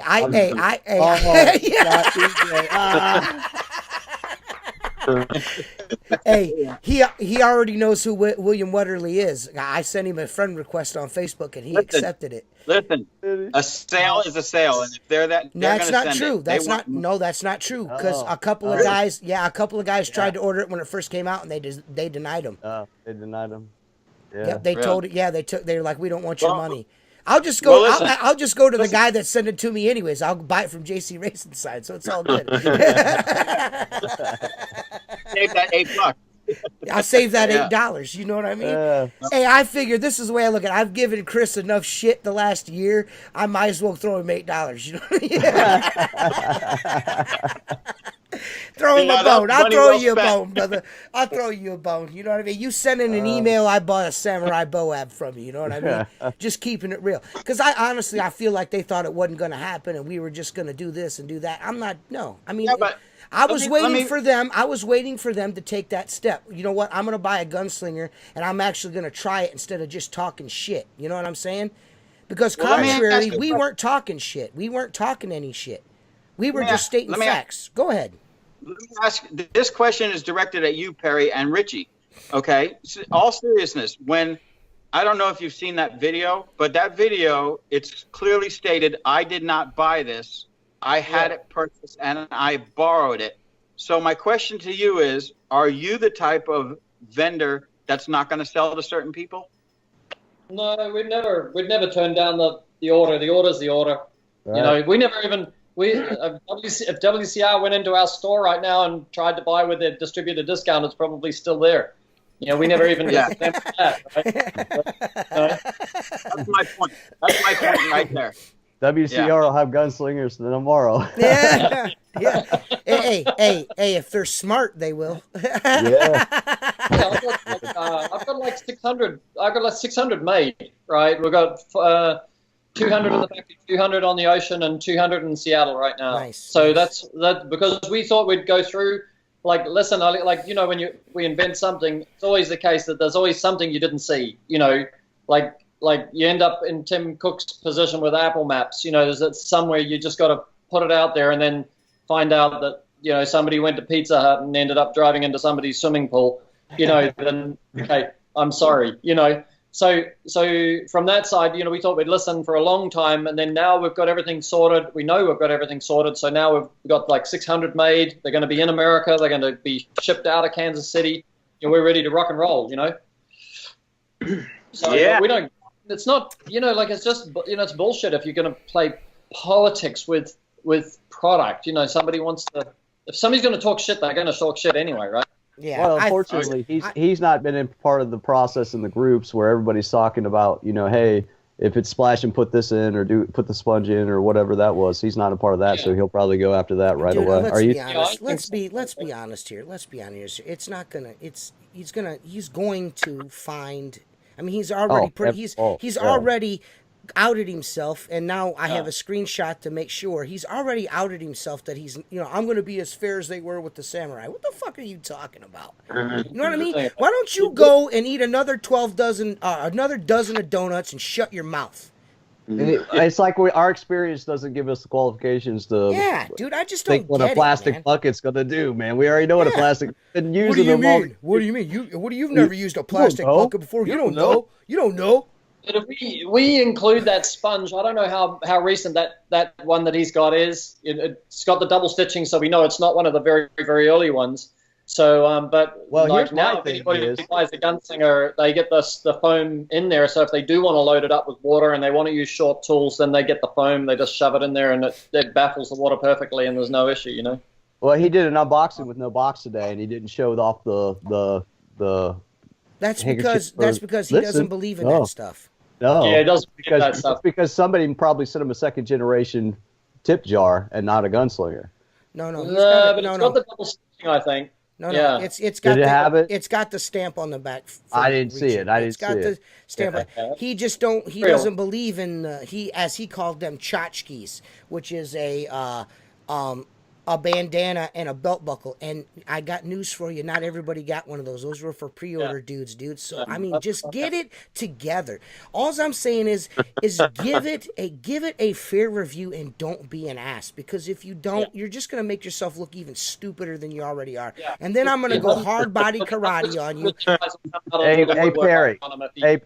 Hey Perry. What was the price of the Gunslinger when we were at IWCA?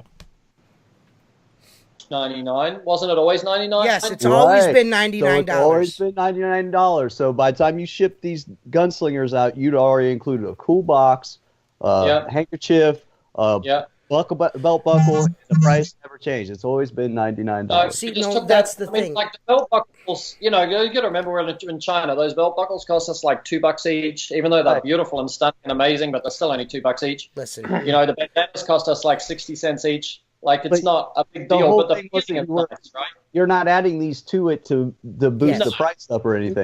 No.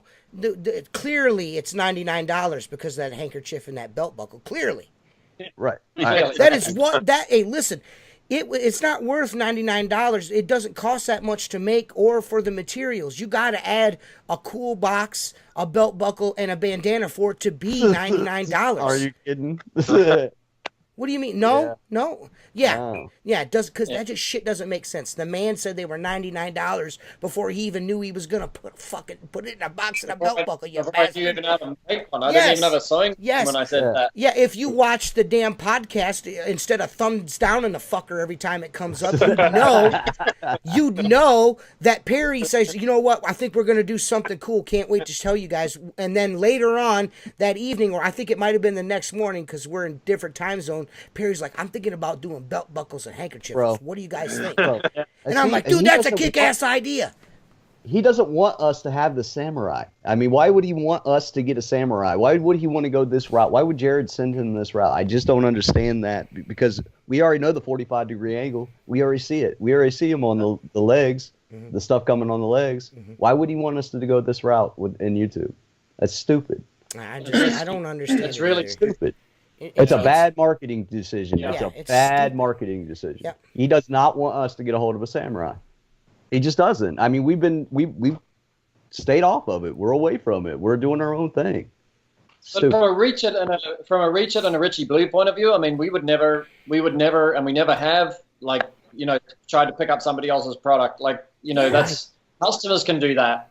Right. Customers can compare. Like Mark Tanner's, we did a video with Mark on the Extreme, the Gardner Extreme versus, the Pro and the Precision and all that, wasn't it, Mark? Like, but that was Mark's personal opinion, and there are other people who got a different opinion than Mark, but that was Mark's opinion, as he didn't like the Extreme as much as he liked to reach it, Not even close. Right. Yeah, and I also didn't like that. I didn't like the fact that this guy made a video, right, which brought me back to my childhood, and nobody dropped 400 fucking ping pong balls on him in the middle of the video. And there was no fucking moose.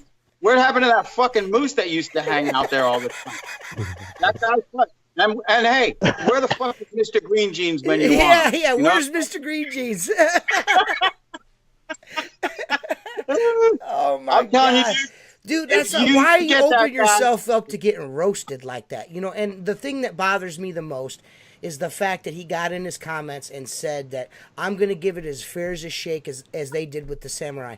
Dude, we haven't said anything bad about it. We just said it was just a big plastic Boab. That's all we said. What is so? We didn't touch it. Video up. We didn't put no videos up on it. We weren't talking no shit on it. That was y'all, homeboy. Now I'm gonna get one. If the problem is they don't understand that we stopped doing videos on the Gunslinger when the products came out. We kind of let go. Yeah, they did themselves. Nobody had to promote the Gunslinger. Our videos weren't about this is the most innovative. Right. It was just like, hey, dude, check this out. It's pretty cool. And then as we got to use it, we was like, man, you know what? This thing is pretty fucking badass. Look what it holds. Look what it does. I got 2 mops. I got 1 mop. I got 12 squeegees. I got no squeegees. I never used a Boab, and now I'm using a Boab. I put my sippy cup in there and my polishing. And, you know what I mean? As it went, it grew into something organically. We didn't have to be like, dude, this is the best thing ever, and it's made in USA. You know what I mean? We didn't have to do all that shit. It sold itself after that. You know what I mean? We were talking about it and making videos on it because it wasn't out yet. Nobody could see it. We were trying to, like, listen, guys, pre-order this thing. It's going to be badass. Once we got to that point after using it 3 months, we were like, check this thing out. It's badass.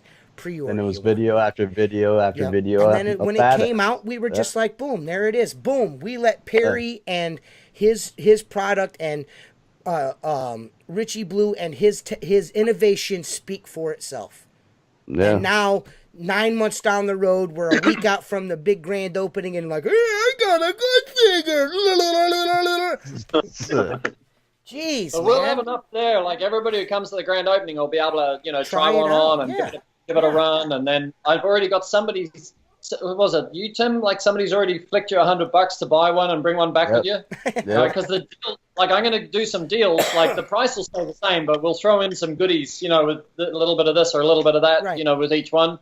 So everybody will get something for free, with a Gunslinger. So, guys will be able to find guys who are going and say, buy me one and bring one back and shit like that. That'll be quite fun. Right. Yeah. Anybody on Ohio wants one? Let us know. Dude, that's awesome. Yeah. Send me your money. I won't spend it on barbecue and beer. I promise. Maybe not beer. Maybe barbecue. Maybe barbecue. And you saw those the outlaw gunslingers. Like, we're going to bring 2 or 3 of those across with us as well. Those super cool ones. Yeah, but those are only for us. They'll be there. The guys don't get those. Those are ours. Nobody gets those. Whichever one you should have sent to Kevin. That's the one Kevin. I'll punch you right in your face right now. Everyone knows the one I want. I've already made it quite clear to Tim and Josh that we will wrestle and fight over that one. That one I'm ready. I'm down. I'm training. I'm doing push-ups every morning because Tim thinks he's an athlete. He's like, oh, I used to play baseball. I used to play semi-pro football. We're going to wrestle. I hope you are a semi-pro wrestler because we're wrestling over that. I can wrestle. Which gunslinger are we talking about? No, you can't know. It's top secret. No, it's it's the only one. We printed some with some outlaw logos on them. It's the only one that's auspiciously not pictured on the website, on the Facebook. It's the only one that ain't pictured. I was like, I ain't putting a picture of that one up. That was bad. You have to watch my videos to see that one, bro. Perry was gracious enough to print up some outlaw window cleaner gunslingers, and he's like, hey, check these out, and maybe you could do something with these, you know what I mean? And as soon as we saw them, we're like, we're not doing anything with those but taking them home. There's only 3 of us, and he made 4 of them. So we're going to do something real cool with the 4th one. Not give it to Mark Tanner. He's already got 15 of them. So. No, I'm getting the American flag one. No offense to any of y'all. Yeah. That fucker's coming home with me. I get there Thursday. I'm not even checking into my hotel. I'm checking into the store to buy that bitch, and it's going to go back to my room. Is there only one? I'm going to put it at the front desk in the safe, along with the jewels I don't carry with me, okay? And it's leaving with me, too. Is there only one? How many American flags you got there, Perry? I think there should be a few. I think they mixed and matched, like that first couple of pallets will be mixed and match. Listen, I got to tell you right now, if you ain't got more than 4 or 5 of those, there's going to be some shit going down, because there's some dudes, might be some fights. Yeah, there's some dudes coming for those American flag gunslingers. Hey, there's Perry, a lot of talk about those. Perry, can I have a commitment from you that since I'm getting there before these guys, I get all 5. And when you do the auction, I get to sell those. Oh, whatever, dude. That's bullshit. Because I'm paying for this plane ticket. He's not even putting them in the auction. He's going to be standing on the corner. Here, I got to turn my video off. Hold on. Go ahead. Yeah, I'll be there. I'll be there like a ticket scalper. Yeah. Right. Oh, those are awesome. Those are awesome, though, Perry. Yeah. Are you going to make more of those, or no? Or is that a limited run? No, we might make another design. Like Harrison put that one together, so we might sort of pull out, some other sort of design. Well, I can tell you right now, if you want to sell about 200 more of those, you'll make them because people are going to buy them. Yeah, sure. Those, I mean, I don't know if you've seen the reaction on Outlaw Window Cleaner, but the guys like those. The fellers like them. The fellers like them. We got the first dude who he bought one for himself, and now he's buying 16 for his crew. So that's a big statement. When a guy's prepared to cop up, he said, "Give me a discount." I said, "Yeah, there's no problem. Like you buy 16 at once, I'll I don't know what I said, 20% off or something. Because that's kind of awesome. Fair enough. Dude, hey, that's wait a awesome. minute. He didn't run that by me. I tell you when I actually get the order. Listen, you got Richie out there in the fucking shed with the door closed. He's not even allowed on camera. I mean, you're not passing that shit by him and letting him know. You can't even keep the man in the loop. I'm still wheeling and dealing. Fucking slave driver, man. But I'm serious. I mean, that's a big fucking statement when somebody says, "I got one and I'm prepared to put big money down to get one in the hand of every guy that works for me." Absolutely. All I know is you need to put FedEx Richie some avocados and a case of Diet Coke because he needs supplies. He's in there slaving away. Needle. Yeah. Obviously, right. needs to need a weed. You're working.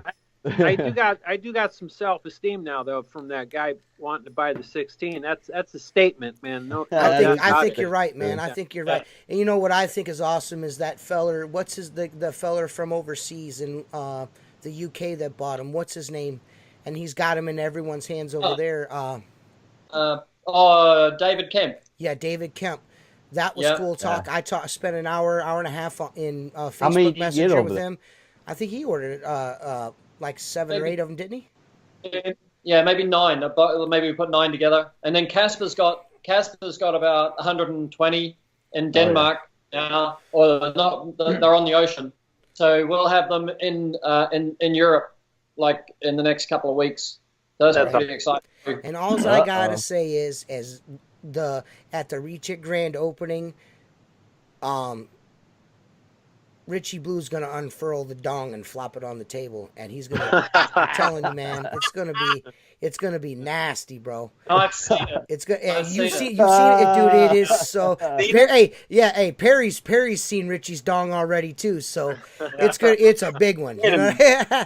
All jokes aside, what Richie's working on right now is going to satisfy a lot of guys in the window cleaning industry. Wait a minute. Hang on. Excuse me for a minute. Kate, can you cancel my tickets? Because I just heard something that probably I'm not going if there's going to be a Yeah, right, bro. Mark's staying an extra night just because there's dongs. Don't let him fool you. He's getting there. He's getting there early. After. Go ahead. If everybody in the industry understood the power of being together, the power of being a community, the power of constructive criticism, wishes, hopes, thoughts, and just fucking pitched in, instead of being, sort of divided. It's so combative, we can actually make shit amazing faster, but as a manufacturer or as a designer, we'll hear something from one person, hear something from one person. You only get one. You don't know which one of those ones has actually got critical mass to go into production with, right? Mm-hmm. So what Richie's doing is designing something which is showing this is our potential, this is our capability. But actually, we don't know which way to go with it until we get enough people going, I really like this, but I wish I had that. Or if I'm like, one of the ones is when I go inside, I want a smaller, gunslinger. So because I'm just going to use 2 tools on the inside. Or some guys want a bigger one, some want a smaller one. I want a bigger one myself. But there's so much material in this podcast. Yes, you have no idea. but I get what you're driving at, and what you're driving at is this will, in my opinion, and I've spoke with Richie about this at length, and I've gotten to see I've gotten to see the whole entire evolution of this, and I can attest to you guys that Richie has taken every criticism and constructive and negative and tried to develop something that is based on, hey, this would be cool if it was this, and you know what else it would be, and he kind of put that together into this package.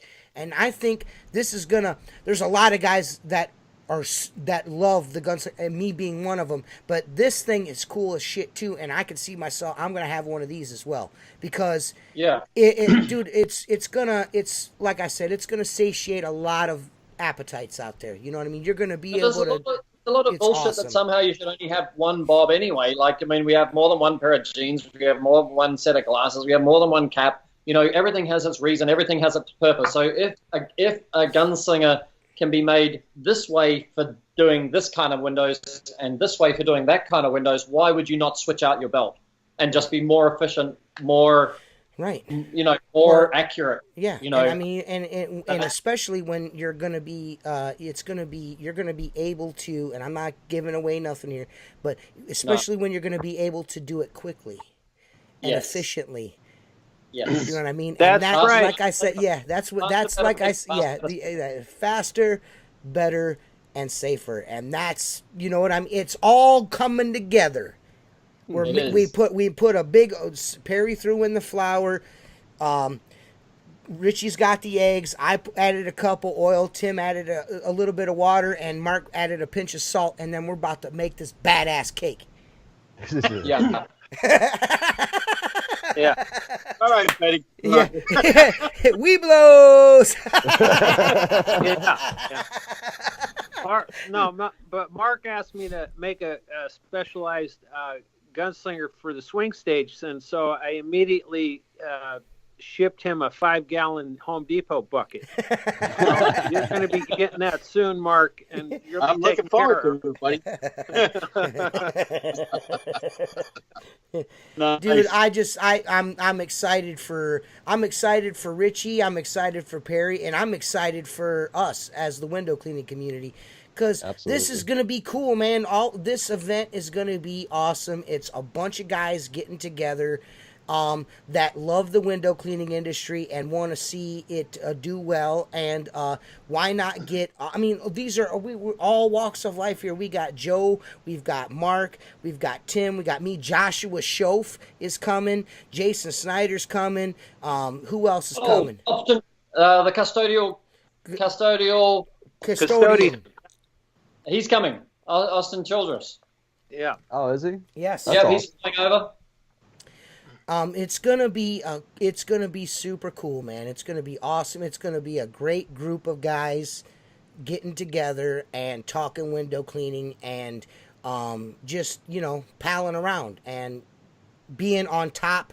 We're going to be the tip of the spear in innovation and window cleaning right here. Bang! It's all going to happen.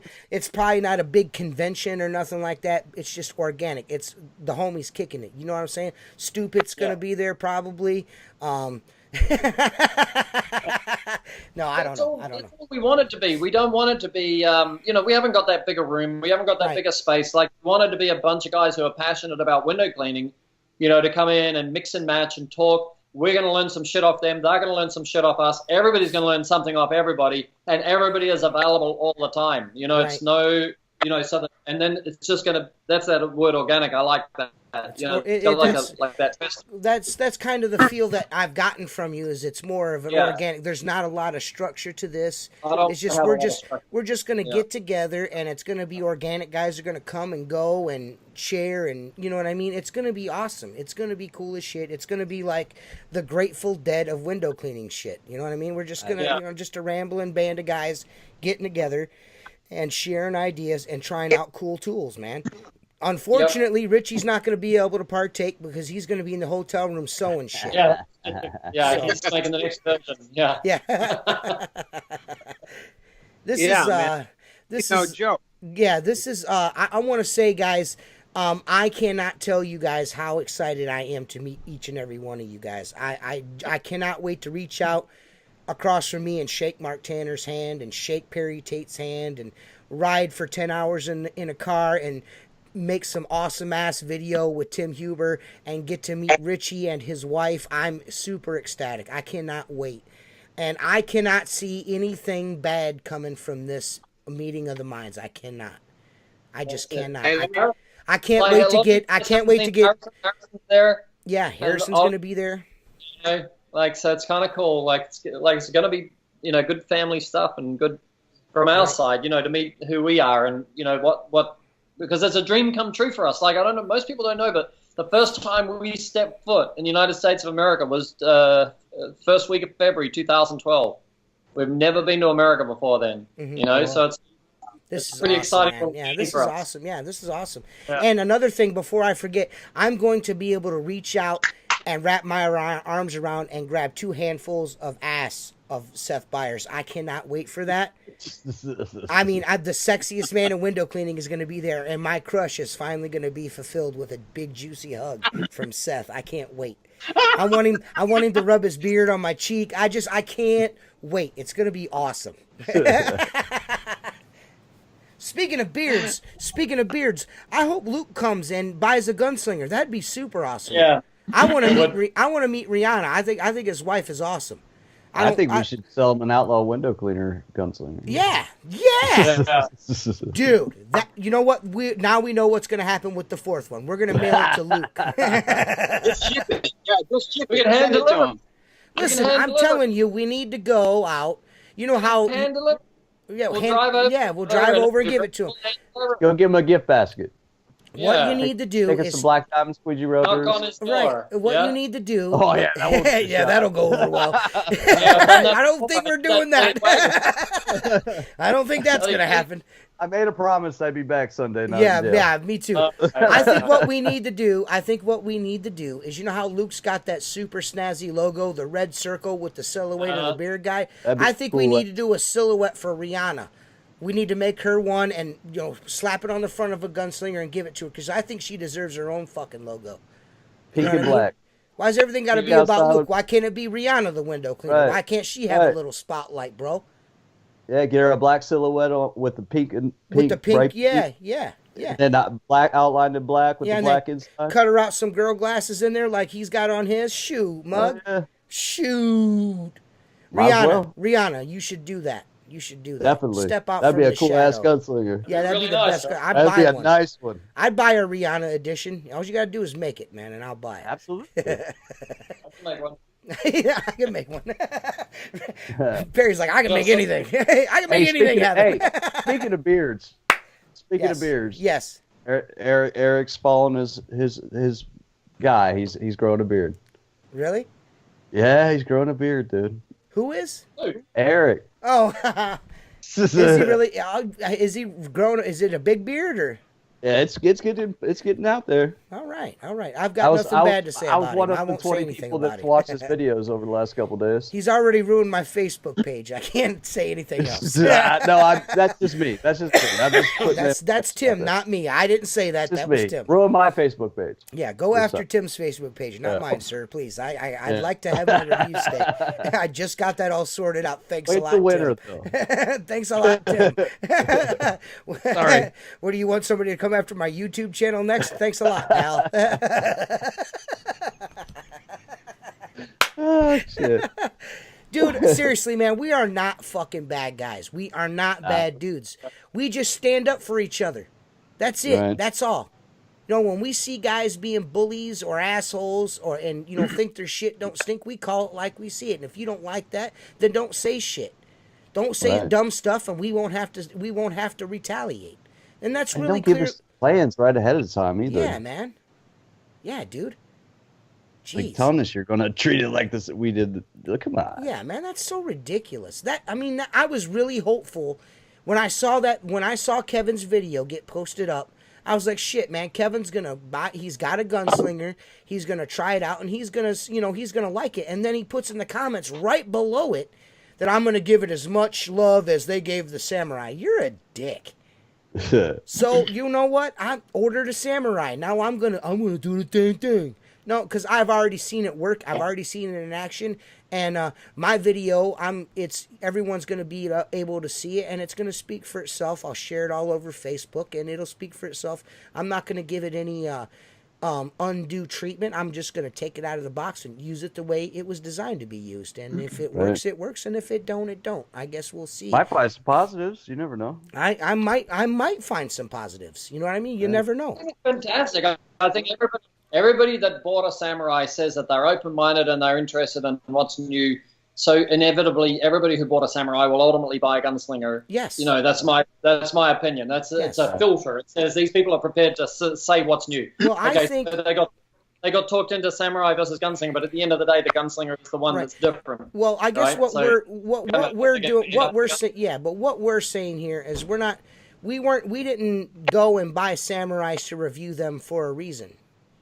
Right. You know what I'm saying? We didn't see any need to buy a samurai and further the debate. Because clearly they are samurai guys, and they're gonna give it a positive review. They're not gonna give negatives. You know what I'm saying? They're not. And I'm not saying that we weren't truthful in our testimonials about the gunslinger. I'm just saying there was a whole lot of back and forth. And it died down. There was no need for it. And now it's just like stirring the pot back up. It just doesn't make sense to me. So It's just like, all right, if that's what you want to do, then we'll do that as well. And then that way, then everyone could see an unbiased opinion and then a clear biased opinion. Because we've got the screenshot of you saying it because you can't unsay it now. Because you probably won't even watch the video anyways. You're just going to thumbs down it. You and James Riley, immediately, as soon as it's up, boom, boom, instant. It's every day. It's usually 2 or 3. So I think Eric stopped a thumbs down on my videos. So now it's just Kevin and James. Every video I put up, boom, boom. It's not a bunch of thumbs down. It's just 2. I guess I want you to feel like I feel. Like, dude. Yeah, I don't thumbs down your videos, bro. I don't give you a thumbs up or thumbs down. You get a view out of me. That's all you get. That's all you get out of me. Now you're going to get some extra views out of me. You got two. You're about to go hard body karate.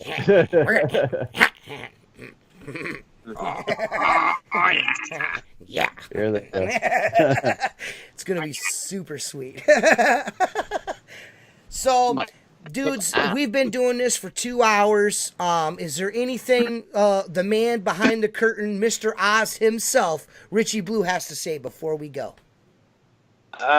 Just can't wait to get down to KC, see all you guys, and have some fun. How about you, Mark Tanner? I think it's going to be a great experience. I'd like to see that when you finally meet Tim and ride 10 hours in the car, when you get out, I hope you're both not black and blue. I don't know. It might be some aggressive love. I mean, I don't know. What did I do? We're not. Might look like. Might be like Black Sheep. Remember Black Sheep? That rental car's Travel gonna be brought jacked. So Tim, what say you, sir? What do you have to say? Any closing thoughts out of Tim Huber? I can't wait till this weekend. It'll be awesome. You know, be good times. Get to see Harrison and Perry again. Get to meet Richie. Get to meet you. Get to see Mark again. Yeah. Now you guys will know who each other are. Right. That's good. Yeah. That's good. That was Probably a little bit less alcohol for me this time around. Right. That car drive is going to kill me. So Yeah, that's going to be a rough one. Well, you know, that's why we were saying if you get up early in the morning, because we want to leave early, and it's really it's all dependent on Tim. Unfortunately, Tim has to make a 4-hour trip to me, don't you? that's about 2.5, 3. Okay, well shit, then I don't want to hear no complaints. Get your ass out of fucking bed. Yeah, it'd be 2.5, 3 hours. Pack your bags the night before. Because man, Mark's gonna be there bored all by himself. He's gonna be missing me. You need to get up early. You need to get up early. What? Oh yeah, you're gonna be. You and Joe are gonna be hanging out. Are you gonna be wearing your fedora? Because if you're not wearing your fedora and don't take a selfie together in the car, you guys are fucking slipping, bro. I'm bringing my fedora, and I've already told Joe Hardy I'd pick him up at the airport. Oh, sweet! You know, awesome. We'll have fun. Awesome. I'll be able to. Joseph, I'm bringing my fedora for you to sign as well. I'm gonna have me a signed fedora as well. I'm not bullshitting. He's signing it. That's it. That's all. I'm bringing a special paint marker and everything. I don't care. So hey. So Perry, in closing, do you have anything you'd like to add before we got off? I know you got some stuff to plug. Correct? I'm sure you've got some things to add here before we get out of here. Yeah, like the most important thing is just like welcome to everybody, and if you can make the trip, do the trip. If you want to reach out on Facebook or anything about ride share, like maybe there's some dudes who want to drive, and if they could split the driving with somebody, then think about that, and like we're gonna have a good time. We're gonna make sure it's worth your while. It's I think it'll be something that we'll do every year, so it'll be the inaugural sort of October first weekend deal. And I think we're going to have a load of fun and drink some Kentucky bourbon. There's Jamie Bono's awesome Kentucky bourbon. I got, what? I'm obsessing about this, but I got to say it. Perry, I've seen Ollie in a couple pictures. Does he resemble you or your wife more? Dude, he's so tall. I always say Ollie, that the kids look like the person who was having the most fun at the time, and Ollie looks like me. Okay, well that's good, because here's what I have to request. On the next podcast or Facebook Live, can you put Ollie in the exact same clothing you have on, sit him in your lap, and sit on that chair for me? like Dr. Yeah. Your mini-me? That's so great. That's so great. Do that. That's cool. I'll get Harrison to choreograph it. Right, cool, dude. That's super. Because Mark is right. That is the Dr. Evil chair. There's no question that's the Dr. Evil chair. Well, guys, this has been Outlaw Window Cleaner Radio with Perry Tate, Mark Tanner, Richie Blue, and Tim Huber. And I'd just like to say in closing that. Guys, come out September 28th through October 2nd to Kansas City, Missouri, to the Reach It Grand Opening. Everyone is welcome. We're not a bunch of dickheads. We're all about community. Whether you want to believe that or not, we're just a bunch of shit talkers anyway. But come on out and enjoy each other and share ideas and check out cool tools and maybe even attend Mark Draper's safety class, hang out with Mark Tanner, get to know Mark, get to know Perry, get to know Richie, and it's going to be awesome. And if you need help with a ride or so, there's going to be so many people there, man. Don't worry about it. We'll get you. Somebody there will be able to get you from the airport or the bus station or whatever. Bring an air mattress if you want to stop at the Airbnb. It's like a 16 person, so 10 bed place, but if you bring an air mattress, that'll do. Because the Airbnb, I know two guys that are coming with us that are already got beds in the Airbnb, and then I think the Holiday Inn across the street is probably booked out because of us. You know what I mean? Yeah. So one more question. Go ahead. Will there be a field trip? Will there be a field trip to the Airbnb? Yes, of course. because I got to get my permission. I'm pretty sure that's the party area. Yeah, well, we're definitely we got to drop Tim and Jason off for sure every night. So we've got to go to the Airbnb. Yeah. Unless Tim really wants to cuddle with me, then maybe we'll never be swinging on the bed, baby. Yeah, no, he's gonna be sleeping in the bed with me. Staying at the Airbnb, Tim? I'll stay wherever. I don't give a shit. I'll figure it out. Tim might end up on our floor or on our couch. We don't know. I might be cuddling with Mark. Well, we've got a suite. Look, I got a single room, but I'm sure there's a couch in there.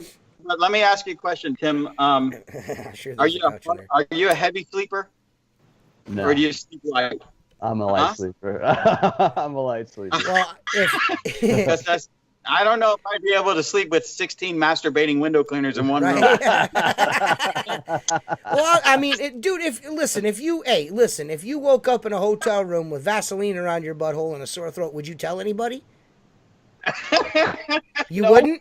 You want to sleep with? Hey, you want to sleep in our room? That's how I get a free room, baby. Hey, that's a joke. That's a joke we used to tell. Hey, man, if you woke up in the middle of the woods with Vaseline around your butt and a sore throat, would you tell anybody? And if they ever said no, we'd be like, "You want to go camping?" Well, guys, I cannot wait for this, man.